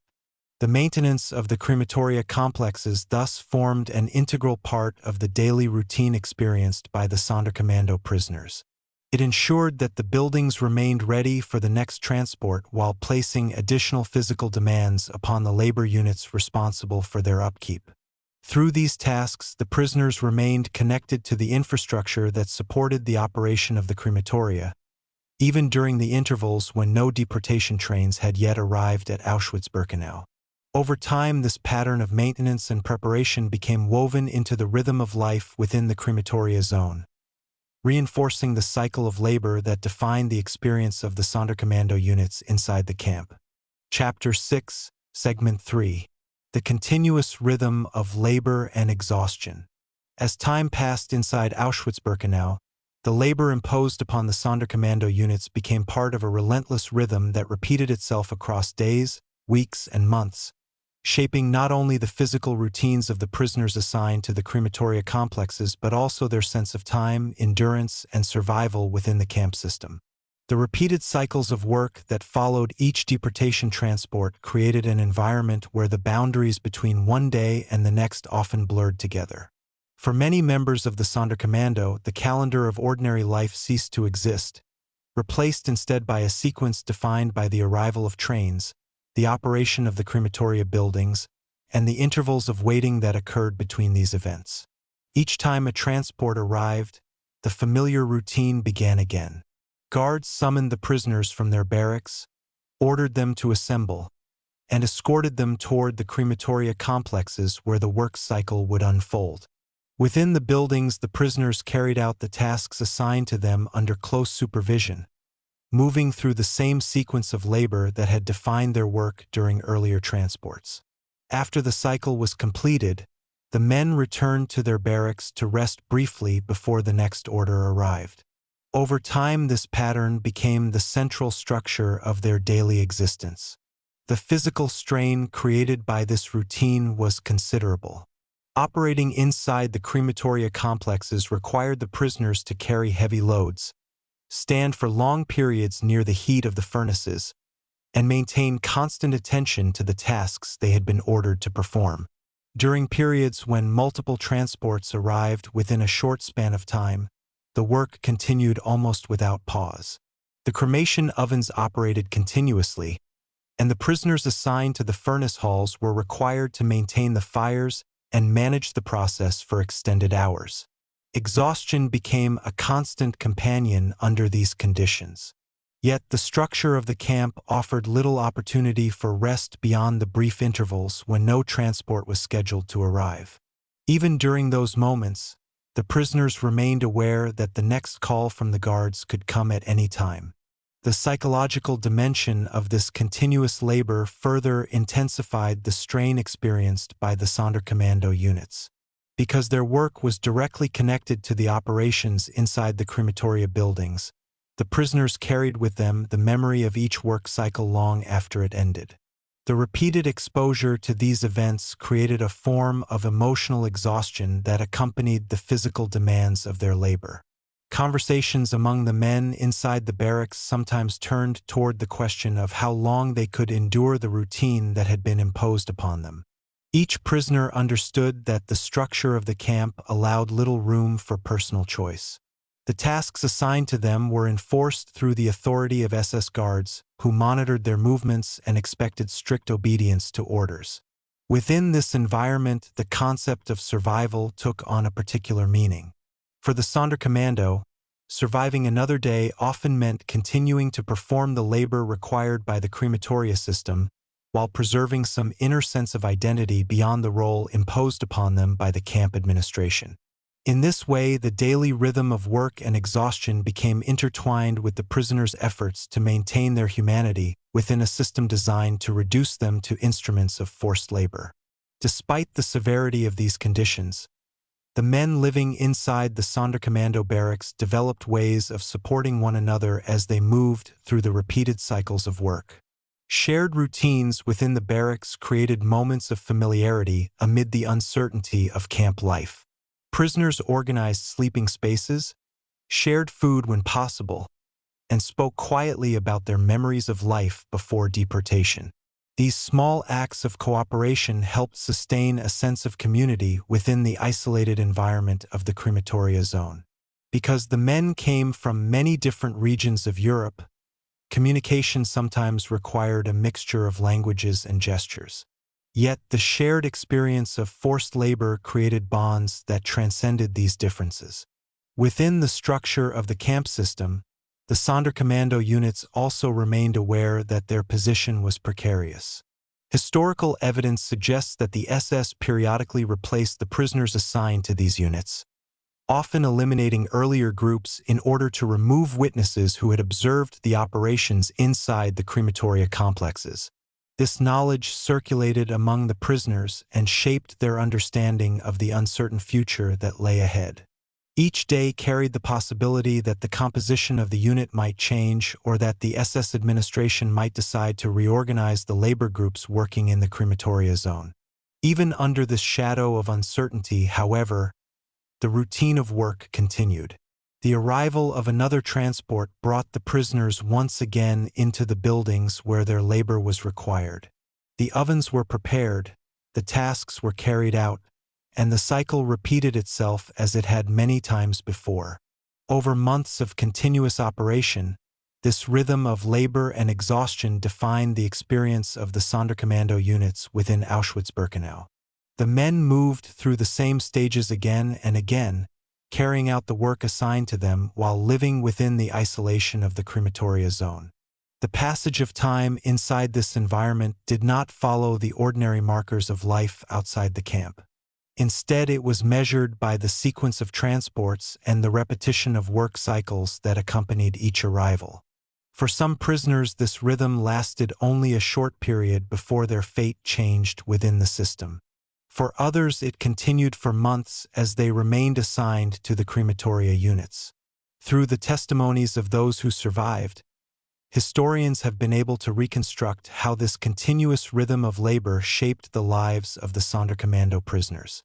Their experiences reveal how the camp system imposed a structure of work that combined physical exhaustion with psychological endurance, creating an environment where survival depended on navigating the repeated cycles of labor that defined daily life inside the crematoria complexes of Auschwitz-Birkenau. Chapter 7, Segment 1. Early Awareness and the Quiet Emergence of Resistance. Within the tightly controlled environment of Auschwitz-Birkenau, the Sonderkommando units lived under constant surveillance and isolation. Yet over time, the men forced into these roles began to develop an awareness that their position within the camp system placed them in a unique situation, one that carried both extraordinary danger and the possibility of witnessing events that the SS authorities hoped would remain hidden from the outside world. This awareness slowly gave rise to a quiet and cautious form of resistance that emerged not through open confrontation but through small acts of communication, memory, and preparation carried out within the restricted spaces where the Sonderkommando lived and worked. In the early months after their assignment to the crematoria complexes, most prisoners focused primarily on survival.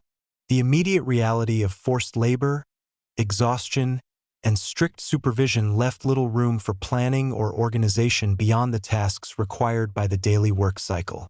Yet as time passed and the men observed the repeated pattern of deportations, selections, and cremation work, many began to understand more clearly the full structure of the system operating around them. They realized that their knowledge of the crematoria complexes made them witnesses to events that the SS administration sought to conceal. This understanding created a quiet sense of responsibility among some members of the Sonderkommando. They began to consider how the truth about what they had seen might one day be preserved, even if they themselves did not survive the camp. The first expressions of this awareness often appeared in the form of whispered conversations inside the barracks where the Sonderkommando prisoners lived.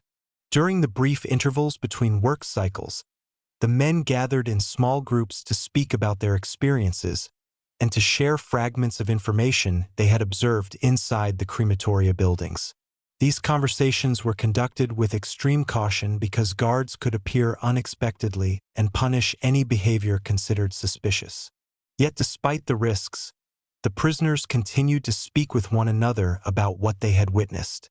Through these exchanges, they began to form a shared understanding of the system operating within Auschwitz-Birkenau and the role they had been forced to play within it. Some of the men also attempted to establish contact with other prisoners working in nearby labor units. Although the crematoria zone remained isolated, there were occasional moments when workers from different sections of the camp passed close enough to exchange brief words or gestures. These encounters were rare and often occurred when guards were distracted, but they provided opportunities for fragments of information to travel beyond the boundaries of the crematoria area. Through such contacts, rumors about the operations of the crematoria gradually began to circulate among the wider prisoner population. While many inmates still lacked a full understanding of what occurred inside the buildings, the existence of the Sonderkommando units and the smoke rising from the crematoria chimneys became subjects of quiet discussion within the camp. The prisoners assigned to the Sonderkommando also faced the challenge of living with the knowledge that their own survival was uncertain. Historical evidence indicates that the SS periodically replaced members of these units, eliminating earlier groups in order to remove witnesses to the crematoria operations. This awareness created a sense of urgency among some of the prisoners. They understood that if they wished to preserve any record of what they had seen, they would need to act while they were still alive. Out of this realization emerged one of the most remarkable forms of resistance associated with the Sonderkommando: the effort to document their experiences and hide written records for future discovery. A small number of prisoners began secretly writing accounts of the events taking place inside the crematoria complexes. Using scraps of paper obtained through careful exchanges with other prisoners or through materials found within the camp, they recorded descriptions of the work cycles, the arrival of transports, and the daily routines of the Sonderkommando units. These writings were not intended for immediate circulation within the camp. Instead, the prisoners buried the documents in containers near the crematoria grounds, hoping that someone would one day uncover them after the war. The act of writing these records required both courage and careful planning.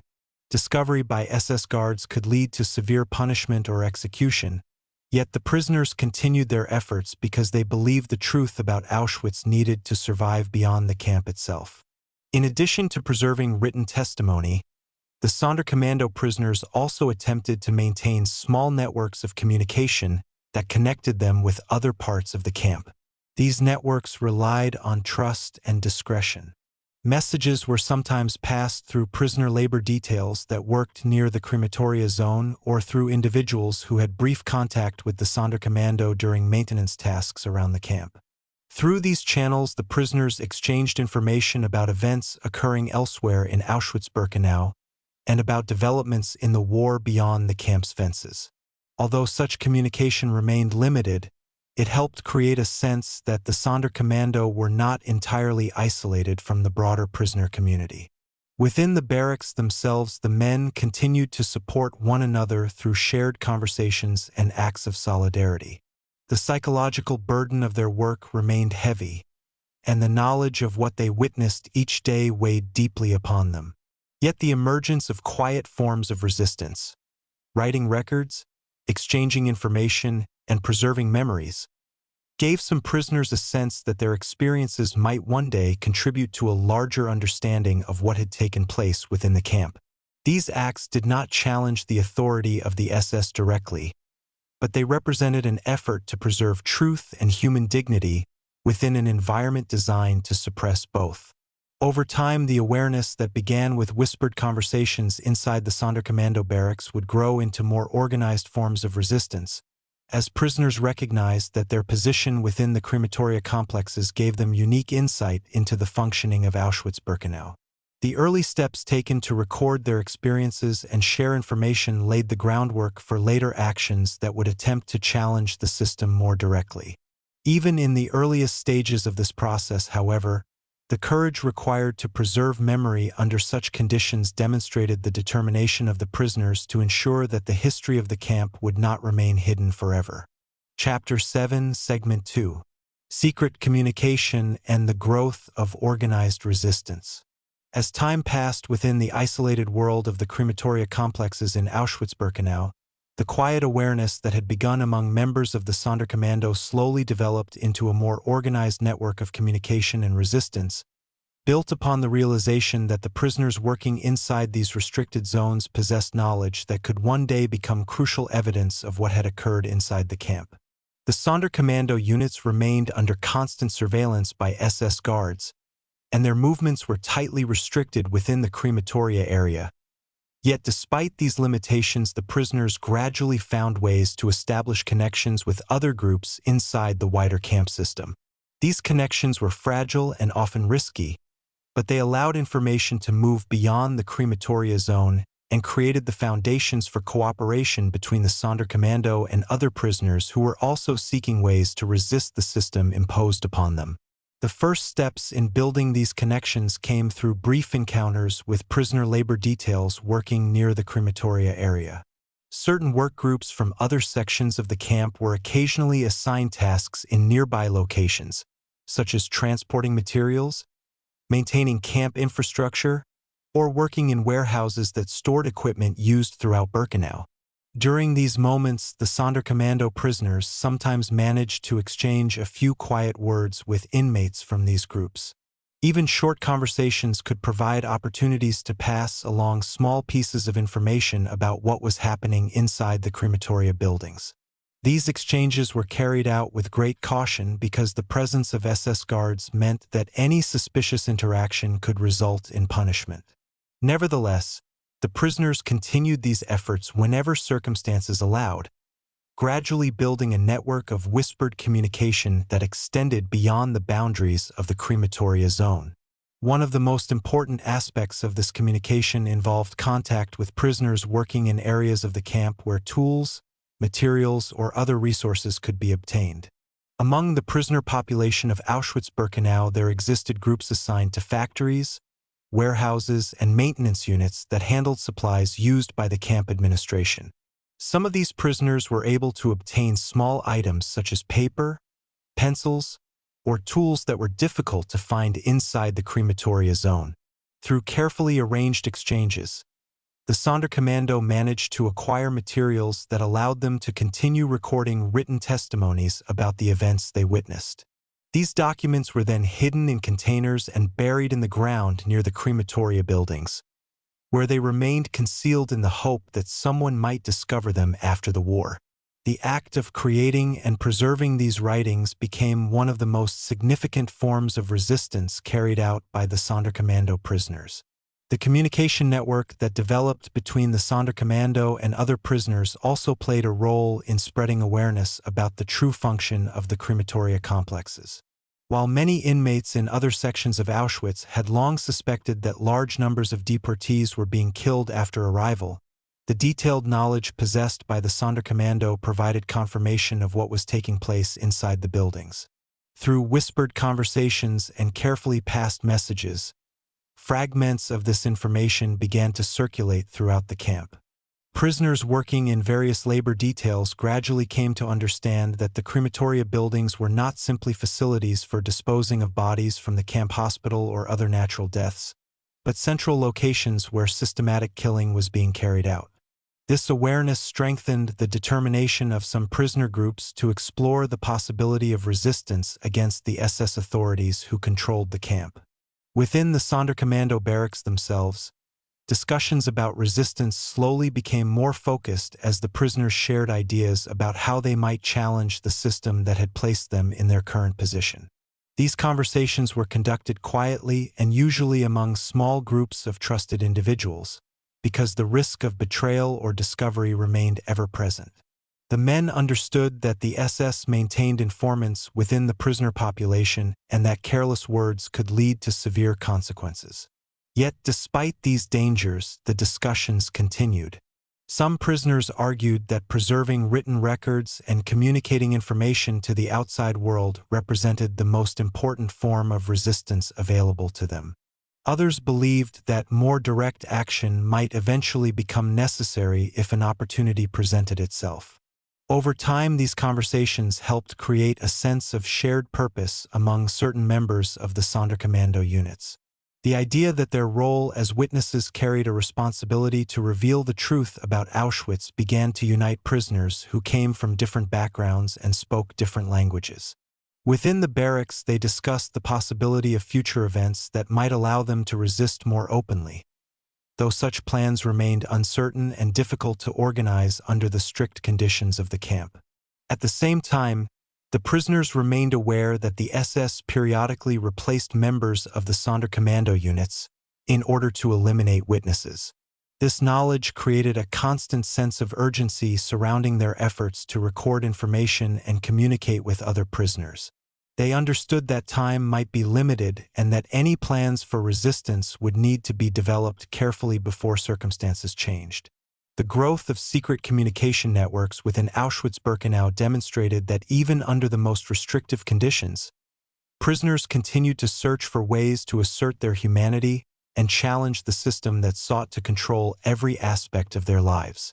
For the Sonderkommando, the act of sharing knowledge and cooperating with other prisoner groups represented a form of resistance rooted in memory and solidarity rather than immediate confrontation.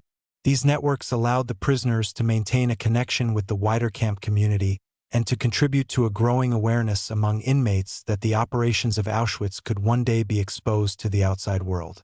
As these efforts continued, the groundwork was being laid for more organized acts of resistance that would eventually emerge within the camp.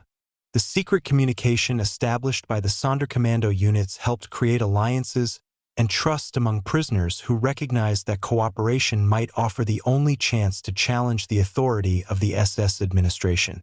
Though the risks remained immense and the future uncertain, the growth of these networks showed that the prisoners working inside the crematoria complexes had begun to transform their role as witnesses into a quiet but determined effort to preserve truth and resist the system that had forced them into such tragic circumstances. Chapter 7, Segment 3. The Sonderkommando Revolt and its Meaning. As the months passed inside Auschwitz-Birkenau, the growing awareness among the Sonderkommando prisoners that their role placed them in an exceptionally dangerous position gradually deepened into a determination among some of the men to take more direct action against the system that controlled their lives. And this shift in thinking eventually contributed to one of the most significant acts of resistance carried out inside the camp, an uprising that revealed both the desperation and the courage of the prisoners forced to work within the crematoria complexes. The idea of organized resistance did not emerge suddenly. It developed slowly through the networks of communication that had formed between members of the Sonderkommando and other prisoner groups within Auschwitz. Over time, these connections created opportunities for the exchange of information, tools, and materials that could potentially support a coordinated effort against the SS authorities who supervised the crematoria operations. Among the prisoners who participated in these discussions, there existed a growing belief that remaining silent witnesses to the system might eventually lead to their own elimination without any record of what had taken place within the camp. This realization strengthened the resolve of those who believed that resistance, even if it carried enormous risks, might allow the truth about Auschwitz to survive beyond the camp itself. One of the key elements in the development of this resistance movement involved cooperation between the Sonderkommando units and prisoners working in areas of the camp where industrial materials were stored or processed. In particular, women imprisoned in a munitions factory inside Auschwitz secretly assisted the resistance by obtaining small quantities of explosive powder. These materials were smuggled out of the factory piece by piece and eventually delivered through a chain of prisoner contacts to members of the Sonderkommando working near the crematoria complexes. The process required extraordinary caution because the SS guards closely monitored both the factory and the crematoria zones. Yet, through persistence and careful coordination, the prisoners succeeded in gathering a limited supply of explosives that could be used in a planned act of sabotage. Within the Sonderkommando barracks, discussions continued about how such materials might be used. Some prisoners believed that destroying one of the crematoria buildings could disrupt the operations of the camp and demonstrate that resistance was possible even under the harshest conditions. Others argued that any action must also consider the likelihood of severe retaliation by the SS authorities. Ultimately, the decision to move forward with a revolt emerged from the understanding that the Sonderkommando prisoners themselves faced an uncertain future. Reports circulated that the SS planned to replace members of the unit once again, eliminating those who had already spent long periods working inside the crematoria. For many of the prisoners, this information created a sense that the time for action might be limited. The revolt that followed unfolded within the crematoria zone itself. On the day the uprising began, members of the Sonderkommando used the explosives that had been secretly obtained to damage one of the crematoria buildings. The detonation caused significant destruction within the structure and disrupted the operation of the facility.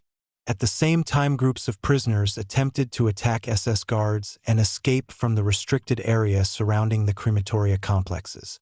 The uprising created a moment of confusion and alarm within the camp as guards rushed to respond to the unexpected act of resistance. Although the prisoners displayed remarkable courage during the revolt, the SS authorities quickly mobilized forces to suppress the uprising. Armed guards and reinforcements from other sections of the camp surrounded the area and regained control of the crematoria zone. Many of the prisoners who had participated in the revolt were killed during the confrontation, while others were captured and later executed. The SS also launched investigations to identify individuals who had assisted the resistance, including those involved in smuggling explosives from the munitions factory. Several prisoners connected to these efforts were arrested and executed as part of the camp administration's response to the revolt.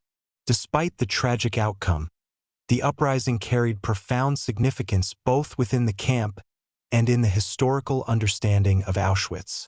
For the prisoners who participated, the revolt represented an assertion of dignity and defiance within a system designed to eliminate any form of opposition. The men of the Sonderkommando knew that the chances of success were extremely limited and that retaliation by the SS would likely be swift and severe. Yet the decision to act demonstrated their refusal to accept complete silence in the face of the conditions imposed upon them. The revolt also revealed the extent to which cooperation among prisoners had developed inside Auschwitz-Birkenau. The assistance provided by prisoners working in the munitions factory showed that resistance within the camp could extend beyond individual labor units and involve multiple groups acting together despite the risks involved. The destruction of part of the crematoria complex during the uprising temporarily disrupted the operations carried out there and forced the SS administration to address the damage caused by the revolt. In the broader history of Auschwitz, the Sonderkommando uprising stands as one of the most dramatic examples of resistance within the camp system. It demonstrated that even under conditions of extreme control and surveillance, prisoners were capable of organizing acts of defiance that challenged the authority of their captors. The courage displayed by those who participated in the revolt has since become an important part of the historical record, reminding later generations that resistance existed even in places where survival itself required extraordinary endurance. For historians studying the events of Auschwitz-Birkenau, the uprising also provides valuable insight into the networks of communication and solidarity that developed among prisoners despite the efforts of the SS to isolate different groups within the camp. Through testimonies from survivors and the documents preserved after the war, the story of the Sonderkommando revolt reveals the determination of the prisoners to confront the system that had forced them into one of the most tragic roles within the camp. Though the revolt did not succeed in overthrowing the authority of the SS or ending the operations of Auschwitz, it remains a powerful reminder that the men who carried out this act of resistance sought to assert their humanity and ensure that their experiences would not disappear without leaving a record for the world to remember. Chapter 8, Segment 1. The final months of the crematoria operations. As the war moved into its final stages during 1944 and early 1945, the environment surrounding Auschwitz-Birkenau began to change in ways that slowly affected the daily routine of the camp, including the work carried out by the Sonderkommando units inside the crematoria complexes. And although the system that had defined the camp for years continued to operate, signs of approaching transformation began to appear both in the patterns of deportation and in the behavior of the SS authorities responsible for maintaining the camp. Throughout much of 1944, the crematoria complexes at Birkenau remained heavily active due to the arrival of large deportation transports from across occupied Europe, particularly from Hungary, where entire Jewish communities were deported to Auschwitz within a short period of time. During those months, the Sonderkommando units experienced some of the most intense work cycles of the entire period in which the crematoria operated. Transports arrived frequently, sometimes several in a single day, and the prisoners assigned to the crematoria worked continuously to manage the process that followed each arrival. The ovens inside the furnace halls operated for long hours, and the labor required to maintain the cremation process placed enormous strain on the prisoners forced to perform these duties. Yet, even during these intense periods of activity, small changes in the broader war situation gradually began to influence events inside the camp. News from the outside world occasionally reached the prisoners through whispers, rumors, or fragments of conversation exchanged between labor units. Prisoners working in factories or warehouses sometimes heard reports about the advance of Allied forces across Europe or the retreat of German armies on different fronts. These pieces of information, though often incomplete or uncertain, spread slowly through the prisoner population and created a growing awareness that the war might eventually bring changes to the camp system itself. For the Sonderkommando prisoners, such rumors carried particular significance. They knew that the crematoria complexes represented some of the most secret operations within Auschwitz-Birkenau, and they wondered how the SS authorities might respond if the front lines of the war moved closer to the region. Within the crematoria zone, however, the daily routine continued largely unchanged during most of 1944. Deportation transports still arrived, and the work cycles associated with each arrival continued as they had before.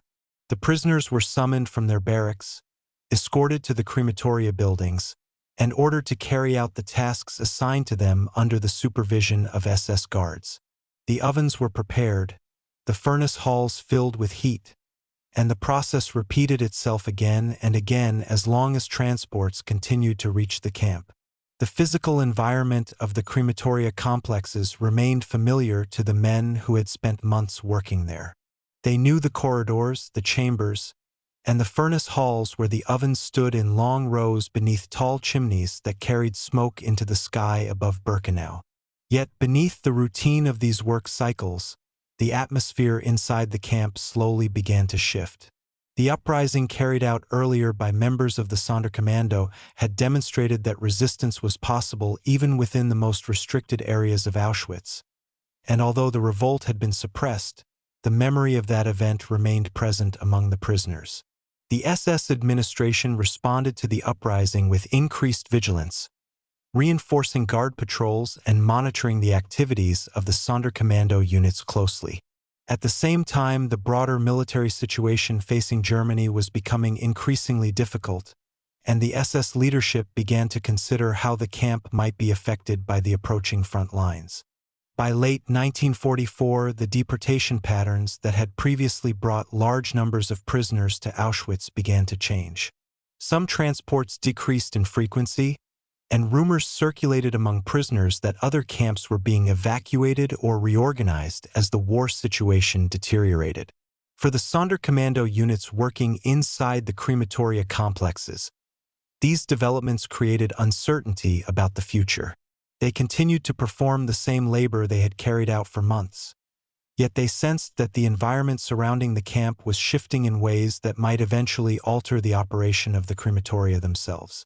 The SS guards supervising the crematoria zone maintained strict control over the area, ensuring that the prisoners continued their work according to established procedures.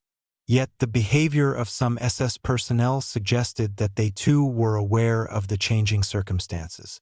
Inspections of the crematoria buildings became more frequent, and guards sometimes discussed logistical matters connected to the camp's operations in tones that hinted at concern about the approaching front lines. Prisoners overhearing fragments of these conversations speculated quietly about what might happen if the war reached the region surrounding Auschwitz. Within the Sonderkommando barracks, these questions became topics of discussion during the intervals between work cycles. The men wondered whether the crematoria operations would continue indefinitely or whether the SS might eventually alter their plans as the military situation evolved. Some prisoners hoped that the advance of Allied forces might bring liberation to the camp, though they also understood that the SS authorities might attempt to eliminate witnesses or dismantle evidence before abandoning the site. The uncertainty of these possibilities created a tense atmosphere within the crematoria zone during the final months of 1944. Despite the changing context, the daily labor of the Sonderkommando continued. Each time a transport arrived, the prisoners were summoned to the crematoria buildings and ordered to carry out their assigned duties under the watchful eyes of SS guards. The ovens were prepared and operated according to the same procedures that had governed the camp for years. Yet the sense that the world beyond the fences of Auschwitz-Birkenau was shifting gradually became impossible to ignore. Through rumors, whispers, and fragments of information passed between prisoners, the Sonderkommando began to understand that the war was moving toward its final stages. The crematoria complexes where they worked remained active, but the broader system that had created those buildings and filled them with activity was beginning to face pressures that would eventually change the course of events within the camp itself. Chapter 8, Segment 2. Attempts to erase evidence as the war approached its end.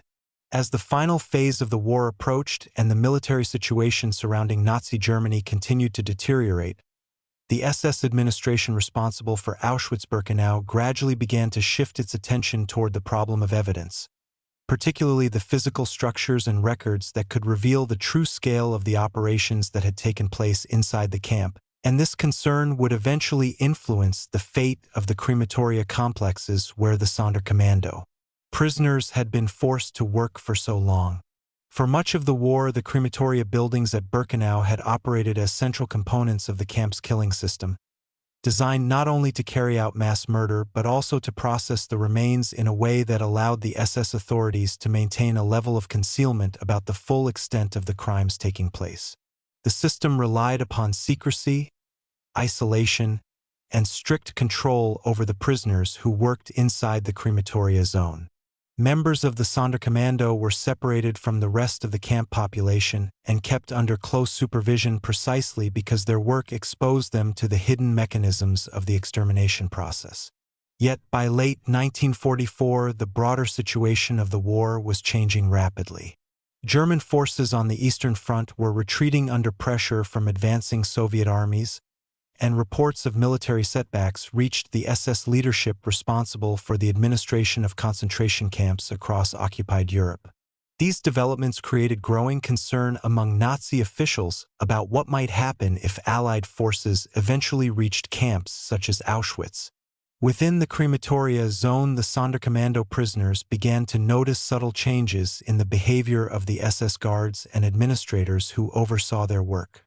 Inspections of the crematoria buildings became more frequent, and groups of SS officers occasionally visited the structures to examine their layout and operations. While the prisoners were rarely told the purpose of these inspections, the presence of additional officials suggested that discussions were taking place about the future of the camp and its facilities. Some prisoners overheard fragments of conversations between guards that hinted at the possibility that certain parts of the camp might eventually be dismantled if the war situation required it. Although these comments were vague and often uncertain, they contributed to a growing sense that the crematoria complexes might not remain unchanged indefinitely.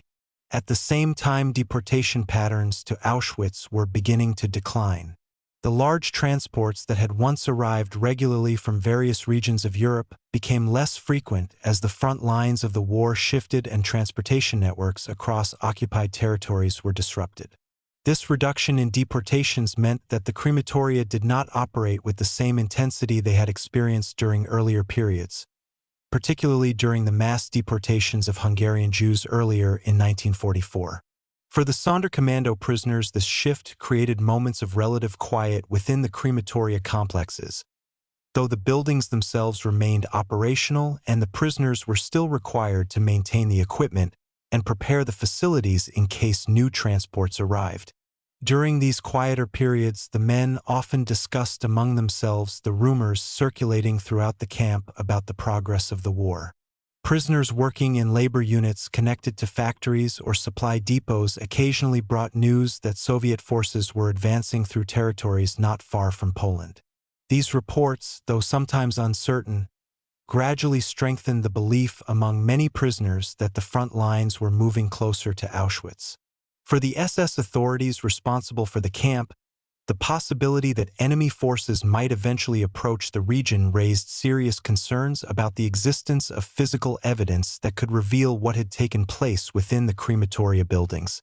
The structures themselves, along with the mass graves and ash pits located around the crematoria grounds, represented clear signs of the large-scale operations that had been conducted there.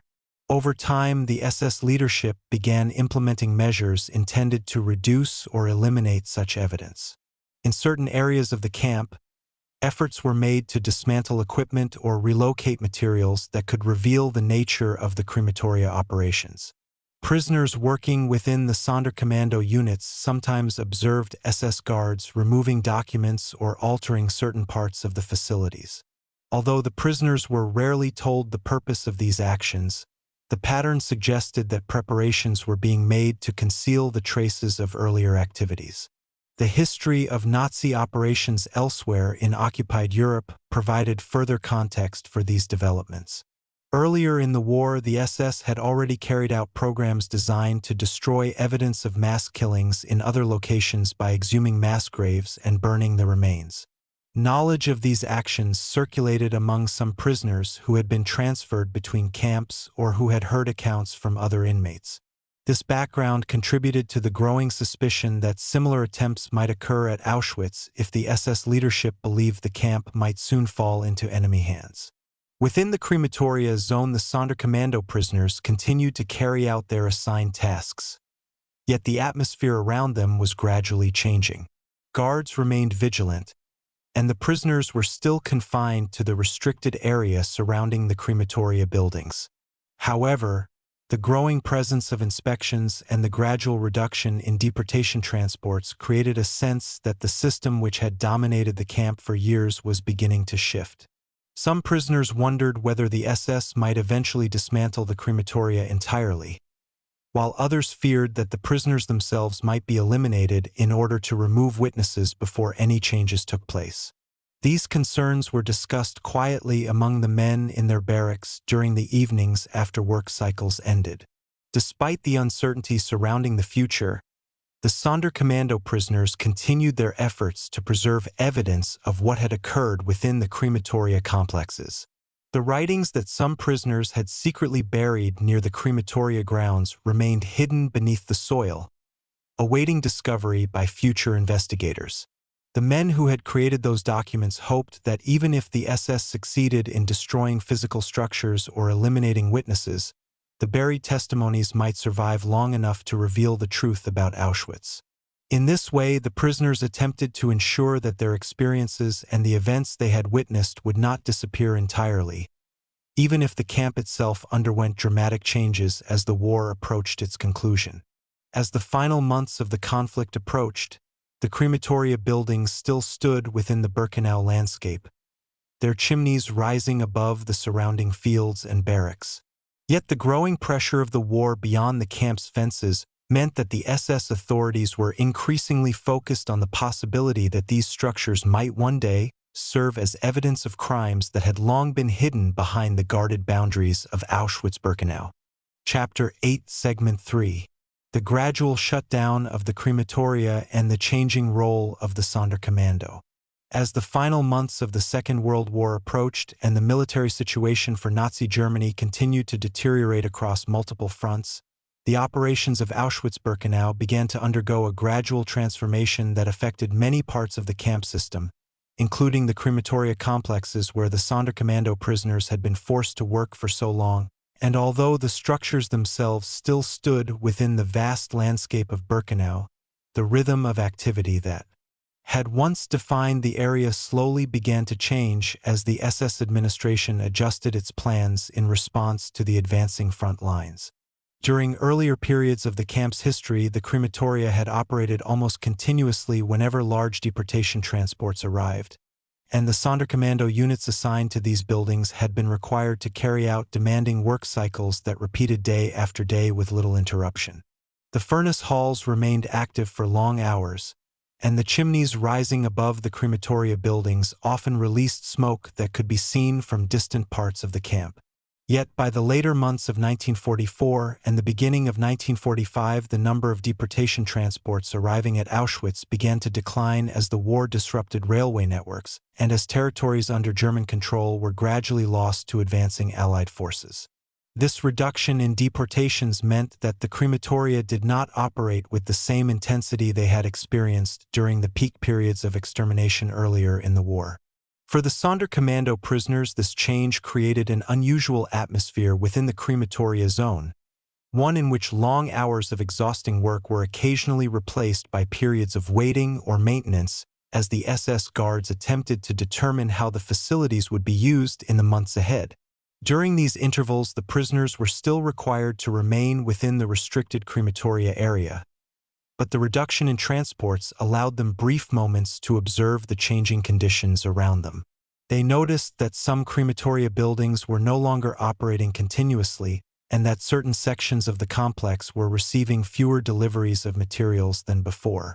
These subtle shifts were accompanied by increased inspections carried out by SS officers who examined the facilities and discussed logistical matters with the guards assigned to supervise the Sonderkommando units. Although the prisoners were rarely told the purpose of these inspections, the pattern suggested that decisions were being made regarding the future of the crematoria structures. In some cases, the SS authorities began dismantling equipment or relocating items that had previously been used in the cremation process. Prisoners working within the buildings observed guards removing components or altering certain parts of the infrastructure, actions that indicated preparations for possible closure or destruction of the facilities. Such developments created a sense of uncertainty among the Sonderkommando prisoners because the crematoria complexes had defined their daily lives for many months, and any change to the status of these buildings raised questions about what might happen to the prisoners themselves. Rumors circulating through the camp suggested that Soviet forces were advancing steadily towards southern Poland, and many inmates believed that the front lines of the war were moving closer to Auschwitz with each passing week. These reports contributed to speculation that the SS authorities might eventually abandon the camp or attempt to evacuate prisoners before the arrival of enemy forces. Within the Sonderkommando barracks, discussions about the future became increasingly common as the men tried to interpret the signs around them. Some prisoners believed that the SS might attempt to destroy the crematoria buildings in order to eliminate evidence of the operations that had taken place there. Others feared that the prisoners who had worked inside the crematoria might themselves be eliminated to prevent them from revealing what they had witnessed. These fears were not unfounded because the history of the camp included earlier instances in which members of the Sonderkommando had been replaced or killed as part of the SS policy of removing witnesses. Despite these concerns, the daily routine inside the crematoria zone continued, though at a slower pace than before. The prisoners still maintained the furnaces, cleaned the work areas, and prepared the buildings in case new transports arrived. Guards continued to patrol the perimeter of the crematoria grounds, ensuring that the Sonderkommando remained confined within the restricted zone. Yet the overall atmosphere within the area had clearly changed. The intense cycle of activity that had once defined the crematoria complexes was gradually giving way to a quieter environment shaped by uncertainty about the future of the camp itself. As the weeks passed, the broader situation of the war continued to deteriorate for Germany. Reports of Soviet advances through Eastern Europe became more frequent, and prisoners working in various labor units inside Auschwitz began to hear that other camps were being evacuated as front lines approached. These developments strengthened the belief among many inmates that Auschwitz might eventually face a similar fate. The SS leadership responsible for the camp was aware of these military developments and began making preparations for possible evacuation or reorganization of the prisoner population. Within this shifting environment, the Sonderkommando units remained a small and isolated group whose fate was closely tied to the existence of the crematoria buildings where they worked. The gradual shutdown of certain crematoria operations did not immediately bring relief to the prisoners, but it did mark the beginning of a final phase in the history of the camp. The structures that had once formed the center of the extermination process were slowly losing their role as deportations declined, and as the SS authorities considered how to respond to the changing military situation. For the Sonderkommando prisoners, this period represented a moment of waiting and uncertainty as they continued their assigned duties while observing the signs that the system surrounding them was beginning to weaken. They understood that the approaching end of the war might soon bring dramatic changes to Auschwitz-Birkenau, yet they could not predict how those changes would unfold or what consequences they might carry for the prisoners who had been forced to work inside the crematoria complexes for so long. Chapter 9, Segment 1. The Approaching End of Auschwitz. As the winter of 1944 turned into the early months of 1945, the environment surrounding Auschwitz-Birkenau began to change more dramatically than at any time since the camp had first been established. And for the prisoners who lived and worked within its fences, including the members of the Sonderkommando, the signs of these changes appeared gradually through a mixture of rumor, observation, and quiet realization that the war outside the camp was entering its final and most decisive stage. For years, Auschwitz had existed as a tightly controlled system that seemed almost isolated from the broader world, a place where the routines of imprisonment and forced labor continued regardless of events unfolding across Europe. Yet, by the beginning of 1945, that sense of isolation was beginning to break down as the consequences of the shifting front lines became impossible to ignore. The advancing Soviet armies were moving steadily westward through occupied Poland, and the German authorities responsible for the administration of concentration camps across the region were forced to confront the possibility that their vast network of camps might soon fall within the reach of enemy forces. Inside Auschwitz, the SS administration began responding to these developments with a mixture of urgency and uncertainty, attempting to decide how to manage a camp that held tens of thousands of prisoners, while the front lines moved closer with each passing week. For the prisoners themselves, the first indications of these changes often came through whispers exchanged in barracks or during work assignments. Individuals who worked in camp offices, warehouses, or transportation units occasionally heard fragments of information suggesting that other camps farther east had already been evacuated. These reports spread quietly through the prisoner population, creating a growing awareness that Auschwitz might eventually face a similar situation. Among the Sonderkommando prisoners assigned to the crematoria complexes, these rumors carried particular significance because their work had placed them at the center of the camp's most secret operations. They knew that if the SS authorities were forced to abandon Auschwitz, the question of what to do with the crematoria facilities and the prisoners who had worked within them would become unavoidable. By early January 1945, the military situation around southern Poland had deteriorated rapidly for the German forces stationed in the region. Soviet troops were advancing toward the Vistula River and preparing for major offensives that would push the front lines closer to the territory surrounding Auschwitz. The SS leadership responsible for the camp began making preparations for evacuation, though these preparations unfolded in stages and were not immediately visible to every prisoner. Certain administrative offices began destroying records or relocating documents that might reveal details about the camp's operations. Supplies were reorganized, and some equipment was moved or dismantled. Guards who had previously enforced strict routines within the camp now appeared increasingly focused on logistical tasks connected to the possibility of departure. Within the crematoria zone, the Sonderkommando prisoners observed these developments with a mixture of curiosity and apprehension. They noticed that the crematoria buildings were being inspected more frequently, and that certain areas of the facilities were no longer being used in the same way they had been during earlier periods of the camp's operation. The number of deportation transports arriving at Auschwitz had already declined significantly by this point, and the crematoria no longer operated at the relentless pace that had once defined their activity. Yet the prisoners continued to report for work whenever they were ordered to do so, maintaining the furnaces and performing maintenance tasks inside the buildings even as the broader systems surrounding them began to shift. The uncertainty of these weeks created a tense atmosphere within the camp.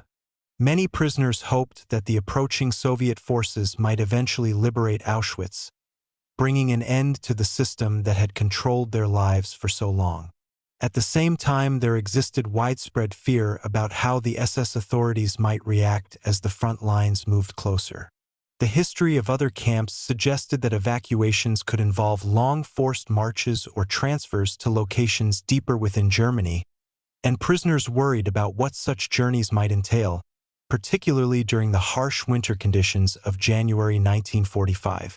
Among the Sonderkommando prisoners, these concerns were especially intense, because they understood that the SS had previously eliminated members of their units in order to remove witnesses to the Crematoria operations. The men wondered whether they would be included in evacuation plans or whether the SS might choose a different fate for them as the camp prepared for possible abandonment.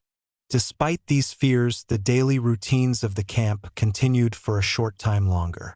Guards still patrolled the barbed wire fences, prisoners still reported to their assigned labor details, and the crematoria buildings remained standing within the Birkenau landscape. Yet the sense that the system was nearing a turning point grew stronger with each passing day.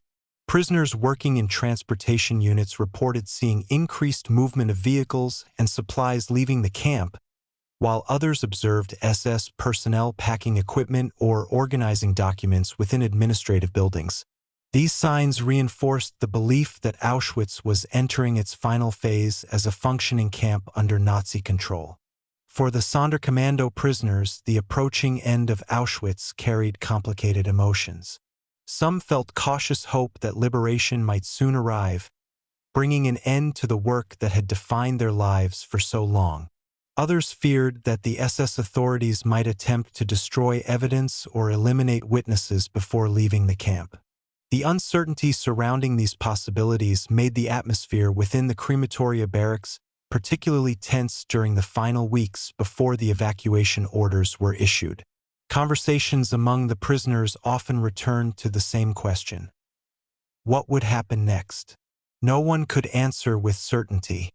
The camp that had once appeared permanent now seemed to be shifting toward an unknown conclusion shaped by the movement of armies far beyond the barbed wire fences of Auschwitz-Birkenau. Chapter 9, Segment 2. The Evacuation of Auschwitz and the Fate of the Sonderkommando. By the middle of January 1945, the military situation surrounding Auschwitz had changed rapidly, and the distant sounds of artillery and the increasing urgency among SS personnel made it clear that the camp administration could no longer ignore the advance of Soviet forces moving steadily through southern Poland, a development that forced the Nazi authorities to begin implementing evacuation plans for the enormous prisoner population that had been confined within the Auschwitz complex. For years, the camp had functioned as a vast system of imprisonment, forced labor, and extermination, holding tens of thousands of prisoners across its main camp, Birkenau, and the numerous subcamps scattered throughout the surrounding region. Now, as the front lines approached, the SS leadership faced the difficult task of determining how to remove this population before the arrival of the Soviet army. The decision that emerged involved evacuating large numbers of prisoners westward toward camps deeper inside German-controlled territory. These evacuations would take the form of forced marches carried out in the harsh winter conditions of January 1945, a process that would later become known as part of the broader phenomenon of death marches that occurred across the collapsing Nazi camp system during the final months of the war. Inside Auschwitz, the first signs of these evacuation preparations appeared through sudden changes in routine. Guards began issuing orders that reorganized prisoner groups, and certain labor units were assembled for departure from the camp. Prisoners were told to gather their belongings and prepare for movement, though many had little understanding of where they would be taken or how long the journey might last. The uncertainty surrounding these orders created widespread anxiety among the inmate population. Many prisoners were physically weakened by years of malnutrition, illness, and forced labor, and the prospect of marching long distances through winter conditions seemed almost impossible to survive. Within the Crematoria zone, members of the Sonderkommando observed these developments closely. They had long understood that their role inside the crematoria complexes placed them in a particularly vulnerable position within the camp system. For months they had lived with the knowledge that the SS sometimes replaced or eliminated members of the Sonderkommando in order to remove witnesses to the extermination process. As the evacuation plans unfolded, the prisoners working in the crematoria wondered what fate awaited them.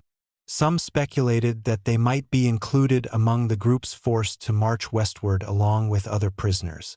Others feared that the SS might decide to eliminate them before abandoning the camp, believing that the men who had worked inside the crematoria possessed knowledge the Nazis would prefer to erase. During the days leading up to the evacuation, the atmosphere within the crematoria barracks became tense and uncertain. The prisoners continued to perform their assigned duties inside the buildings, though the pace of work had slowed considerably compared to earlier periods of the camp's operation.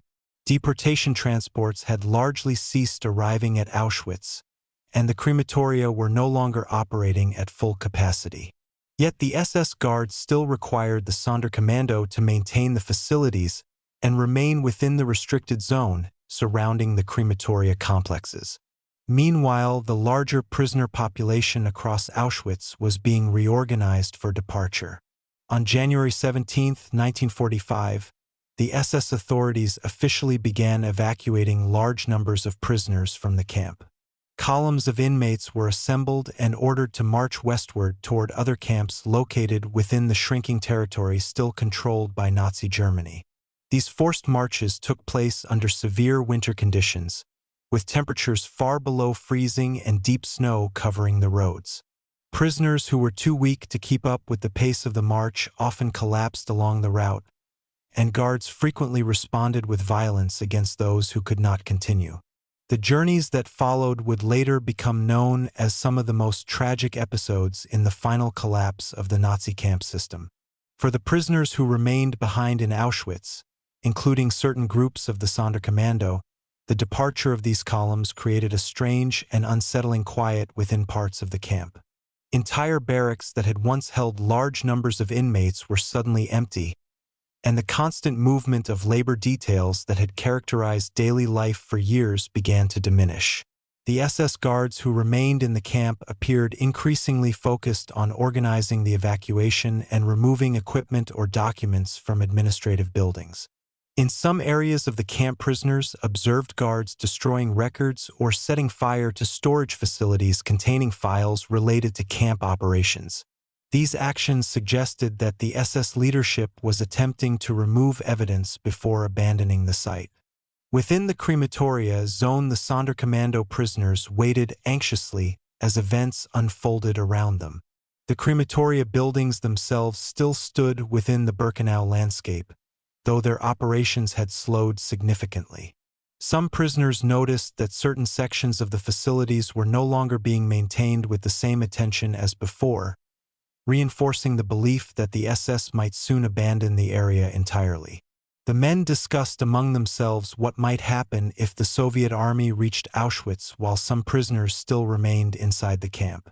They knew that liberation was a possibility, but the unpredictability of the situation made it difficult to know whether they would survive long enough to see that moment.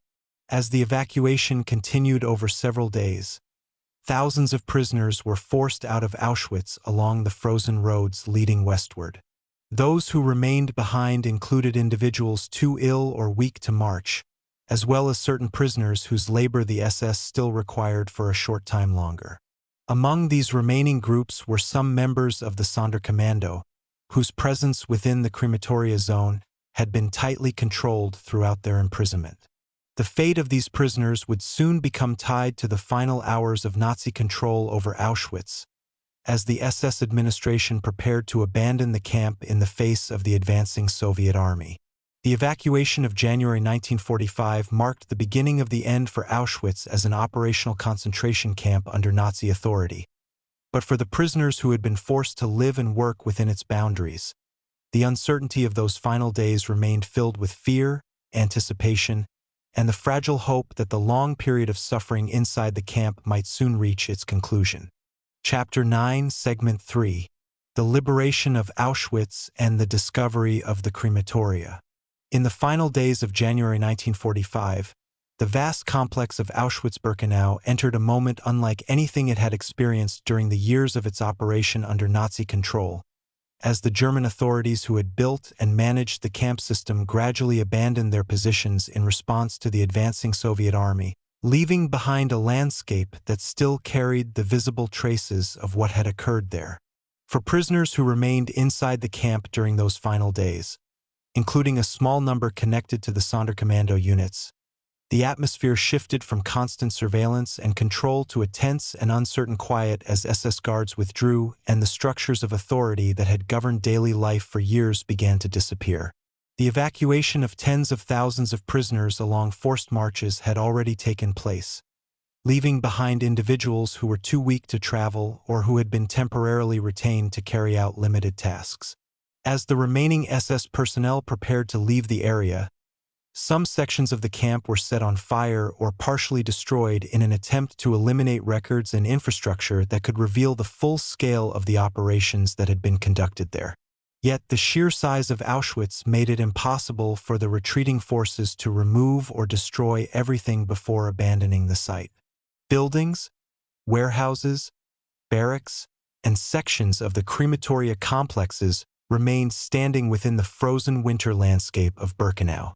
For the prisoners still present in the camp, the hours leading up to liberation were filled with uncertainty because the departure of SS guards did not immediately mean safety. Some guards remained behind temporarily, and prisoners could not be certain when or whether the advancing Soviet forces would reach the area.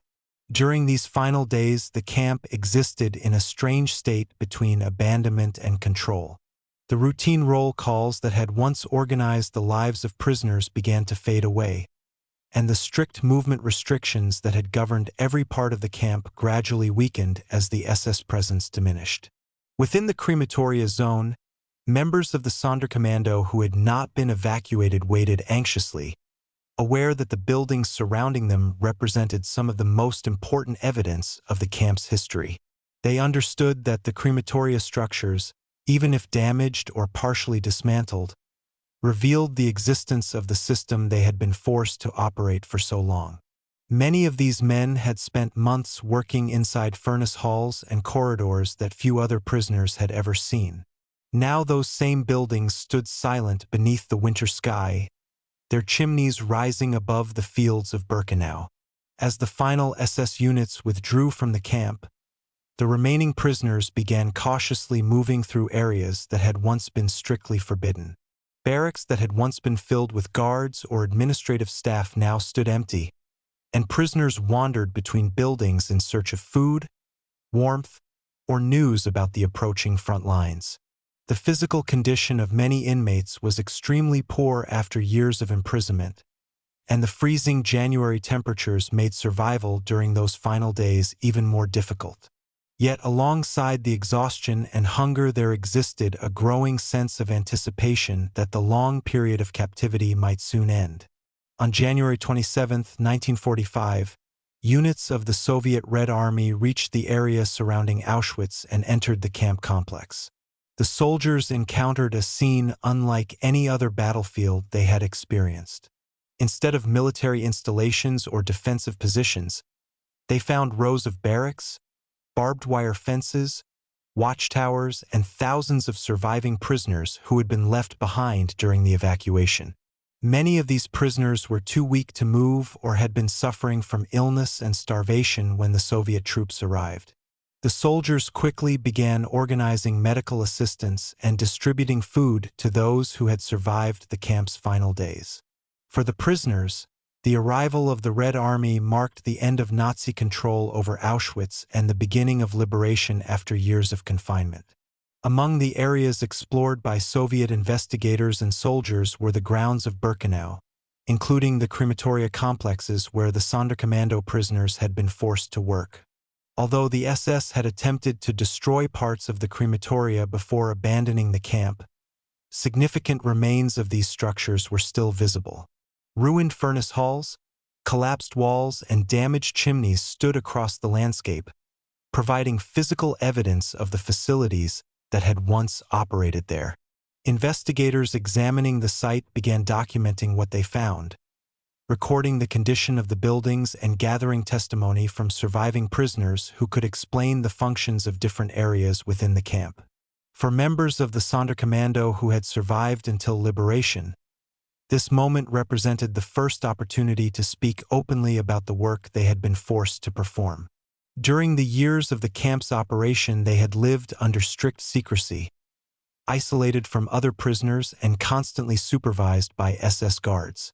Now, with the collapse of Nazi authority at Auschwitz, they could describe the crematoria buildings, the procedures that had taken place inside them, and the role they had been forced to play within the system.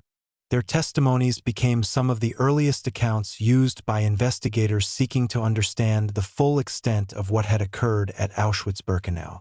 The discovery of the crematoria ruins, combined with the testimonies of survivors, provided powerful evidence that helped reveal the reality of the extermination process carried out within the camp.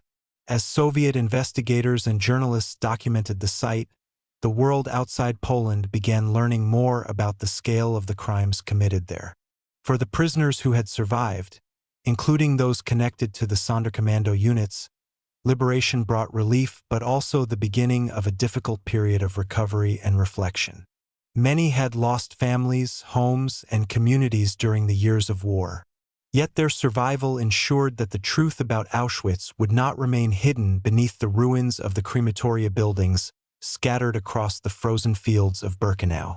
Chapter 10, Segment 1.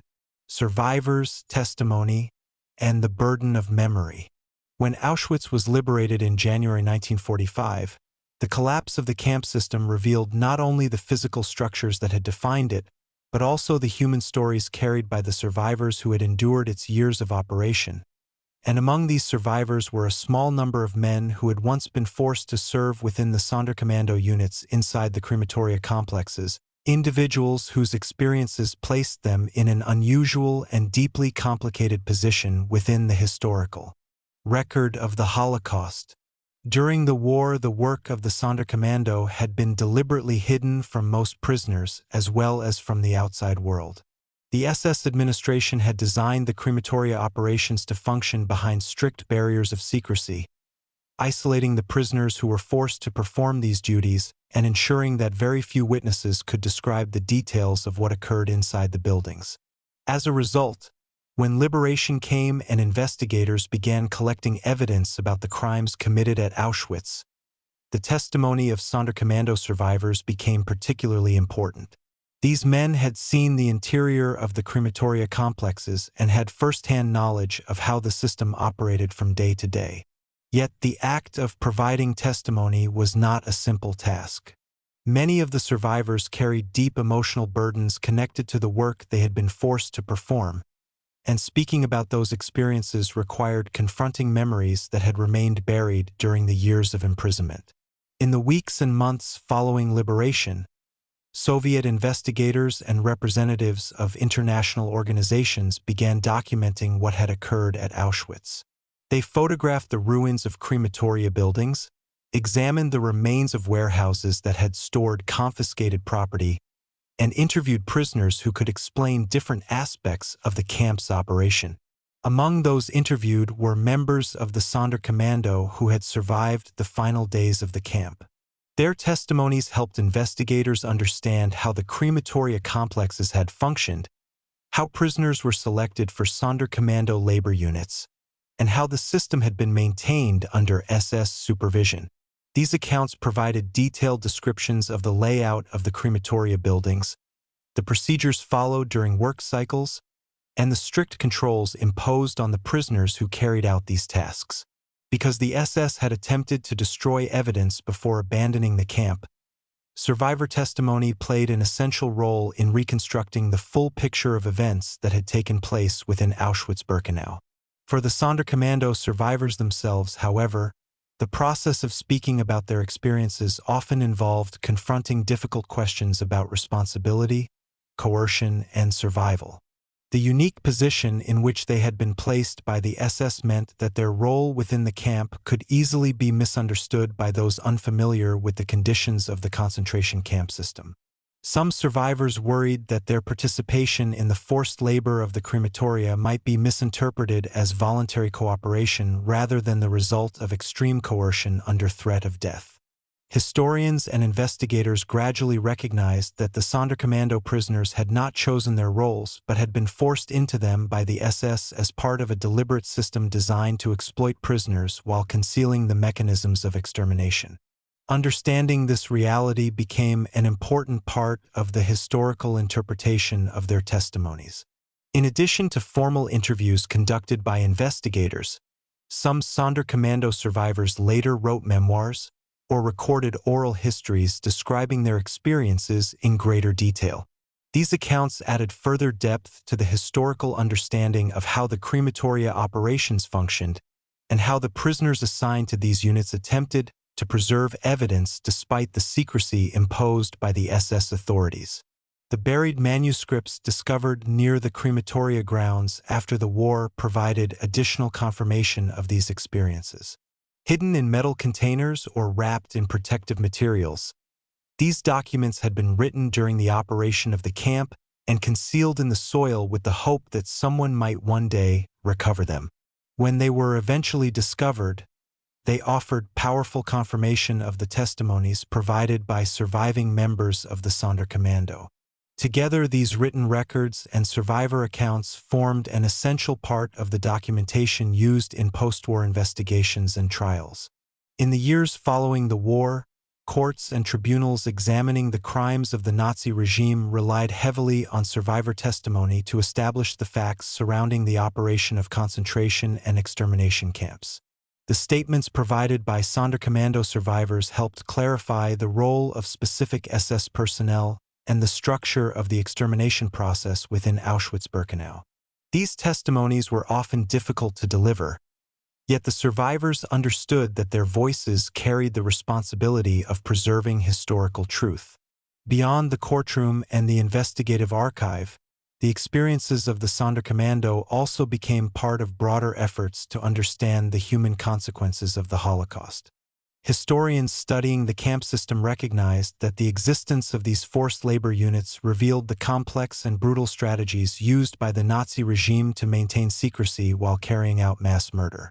By compelling prisoners to perform tasks within the crematoria complexes, the SS attempted to distance its own personnel from the physical aspects of the extermination process while ensuring that the operations could continue efficiently. The testimony of Sonderkommando survivors exposed this system and helped demonstrate how the camp's administration had functioned in practice. For the survivors themselves, life after liberation involved rebuilding their lives in a world that had been permanently changed by the war. Many had lost families and communities during the Holocaust, and the memories of Auschwitz remained a lasting part of their personal histories. Yet by sharing their experiences, they contributed to the preservation of historical memory and ensured that the hidden story of the Sonderkommando would become part of the broader understanding of the Holocaust.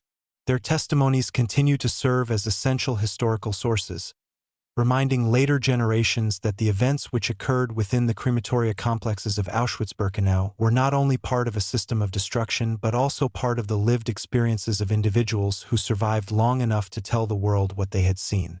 Chapter 10, Segment 2. Historical Interpretation and the Complexity of the Sonderkommando Story.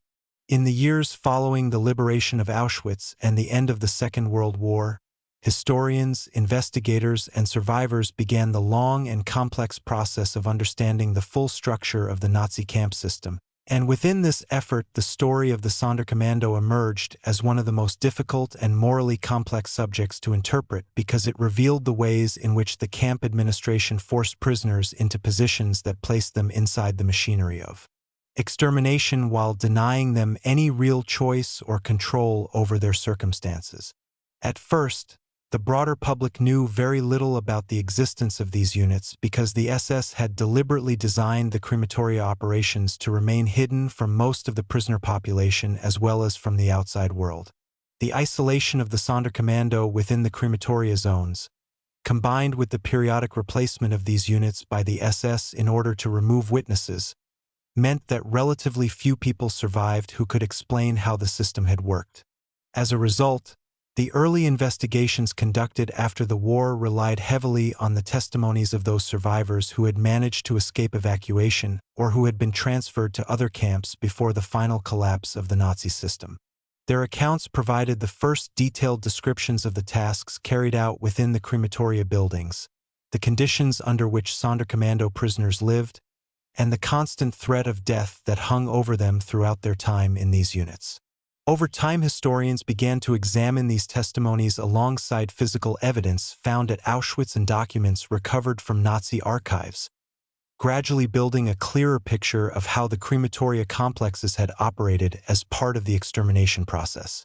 This research revealed that the creation of the Sonderkommando units had been a calculated decision by the SS leadership, intended to manage the logistical demands of mass murder while maintaining a level of separation between the perpetrators and the physical processes involved. By forcing prisoners to carry out the labor required within the crematoria buildings, the SS attempted to reduce the direct involvement of its own personnel in certain tasks, while also ensuring that the operations could proceed with speed and efficiency.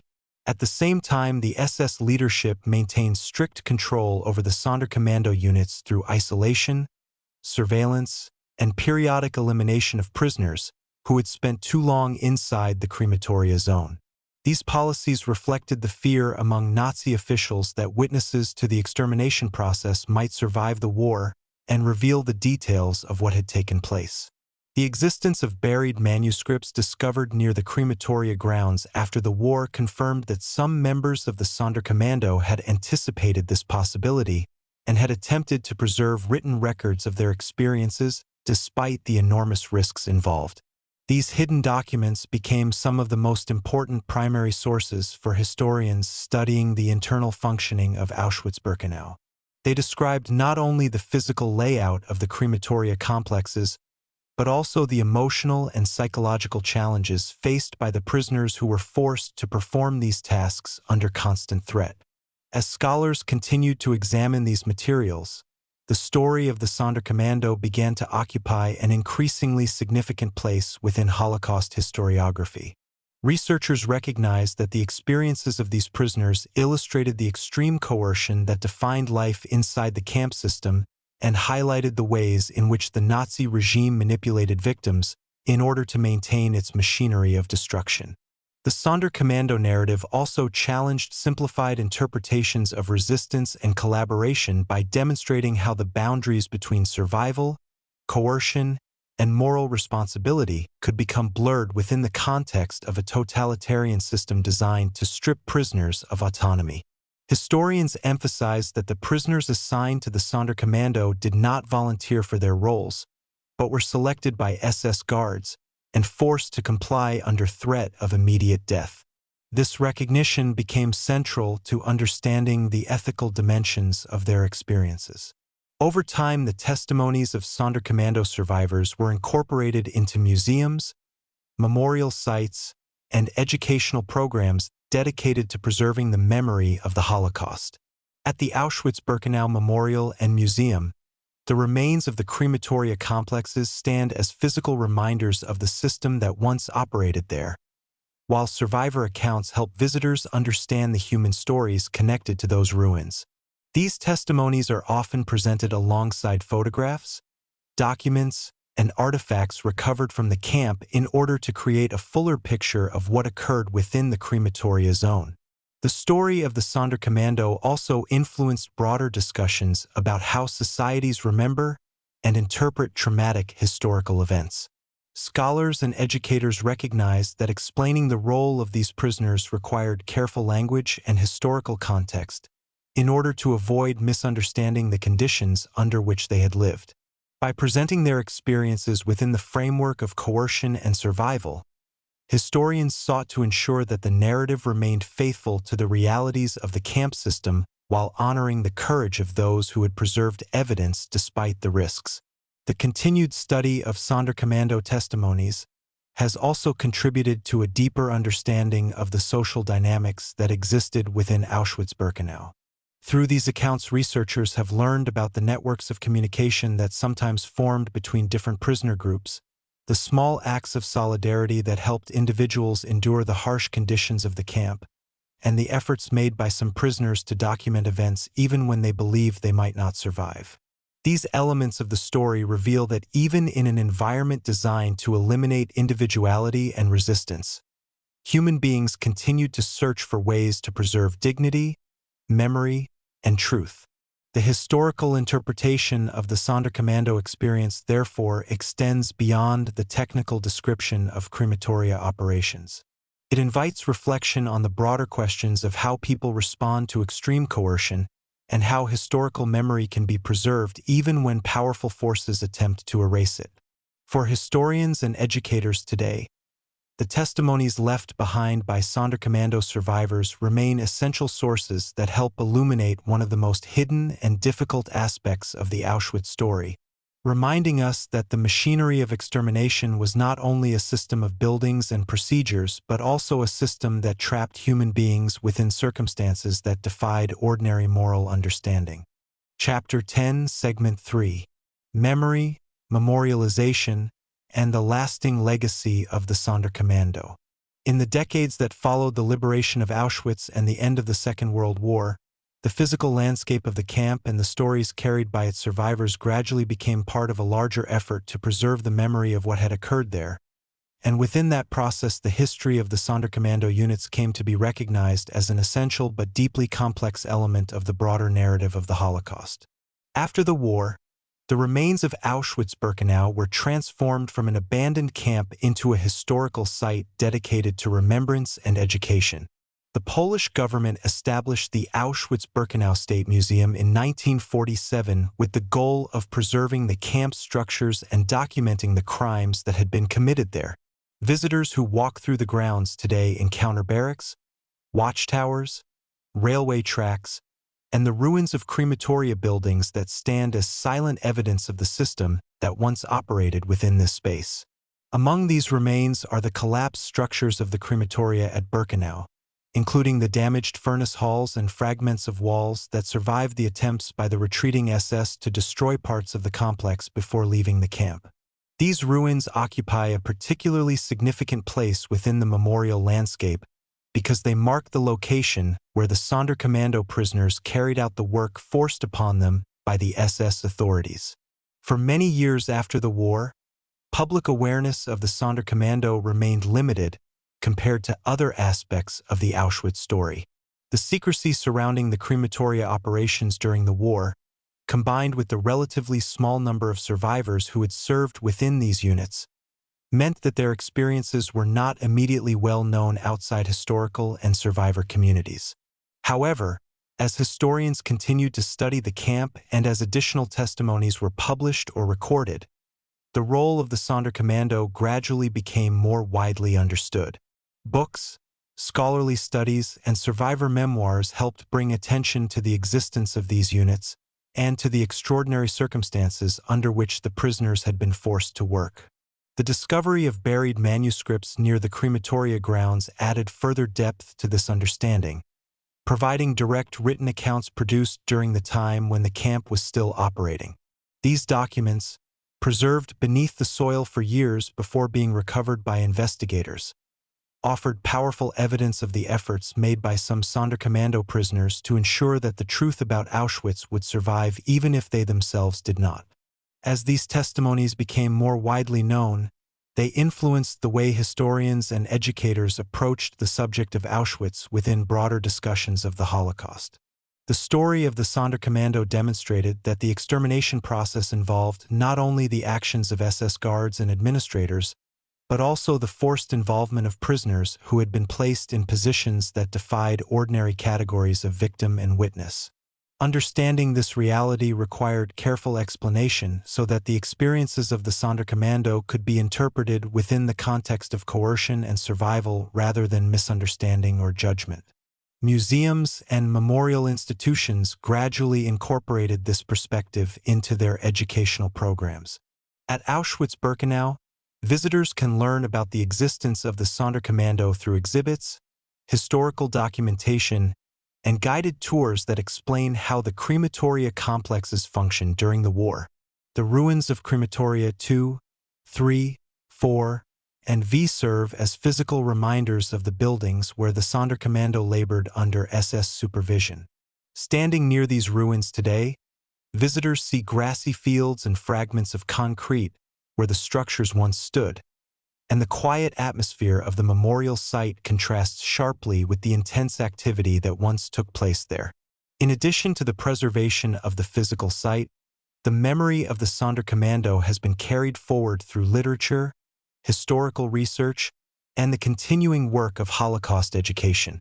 Survivors who spoke about their experiences contributed to an expanding archive of oral histories that help scholars understand the daily realities of life inside Auschwitz. Their testimonies are now preserved in museums, research institutions, and digital archives around the world, ensuring that future generations will have access to first-hand accounts of what occurred within the crematoria complexes. These records also remind us that the Sonderkommando were not simply anonymous figures within the camp system, but individuals with names, families, and personal histories that extended far beyond the role they were forced to perform during their imprisonment. The effort to remember and interpret the history of the Sonderkommando also raises broader questions about how societies confront the legacy of traumatic events. Historians emphasize that the story of Auschwitz is not only about the structures and policies that made the camp possible, but also about the experiences of the people who lived and died there. By examining the testimonies left behind by Sonderkommando survivors, scholars gain insight into the ways individuals attempted to preserve dignity and memory, even when placed within systems designed to erase both. The buried manuscripts discovered after the war stand as powerful symbols of this determination. Written under conditions of extreme danger and hidden beneath the earth near the crematoria grounds, these documents were intended to outlive the camp itself and to ensure that the voices of those who witnessed its operations would one day be heard. Today, when visitors walk through the fields of Birkenau and stand before the remains of the crematoria, they encounter a landscape that has been transformed from a place of imprisonment into a site of reflection and historical study. The quiet paths and memorial markers encourage visitors to consider the human stories connected to these ruins. Among those stories is the history of the Sonderkommando prisoners who were forced to work within the crematoria buildings and who later contributed to the preservation of historical truth through their testimonies and writings. Their experiences remain a reminder that even within the most controlled and brutal systems, individuals sought ways to bear witness to what they had seen. Through remembrance, education, and continued research, the legacy of the Sonderkommando endures as part of the broader effort to understand the history of Auschwitz and the human consequences of the Holocaust. The grounds of Auschwitz are quiet today, where thousands of people once moved through barbed wire gates and guarded roads. There are now long paths of gravel, open fields, and the remains of buildings that stand beneath the sky of southern Poland. Visitors walk slowly through these spaces, reading names, dates, and fragments of history that attempt to explain what happened here. Among the many stories connected to Auschwitz is the story of the Sonderkommando, a small group of prisoners who were forced into one of the most difficult roles within the entire camp system. They did not choose their position. They were placed there by the SS, trapped inside a system designed to conceal its own crimes. Yet, despite the silence imposed upon them, some of these men found ways to leave behind evidence. They buried writings in the soil near the crematoria. They shared testimony after the war. And through those efforts, the truth about what happened inside those buildings did not disappear. Today, the ruins of the crematoria remain at Birkenau. Broken walls, collapsed roofs, and scattered stones now rest quietly in the fields. Grass grows where the buildings once stood, and the smoke that once rose from the chimneys is long gone. But the history connected to those ruins continues to be studied, remembered, and taught to new generations. Remembering these stories is part of understanding the past. And understanding the past helps ensure that such systems of destruction are never forgotten. If you value calm, carefully researched Holocaust history told with respect and depth, consider subscribing to In&Out Nazi Germany for more long-form historical documentaries. Thank you for listening, and thank you for remembering.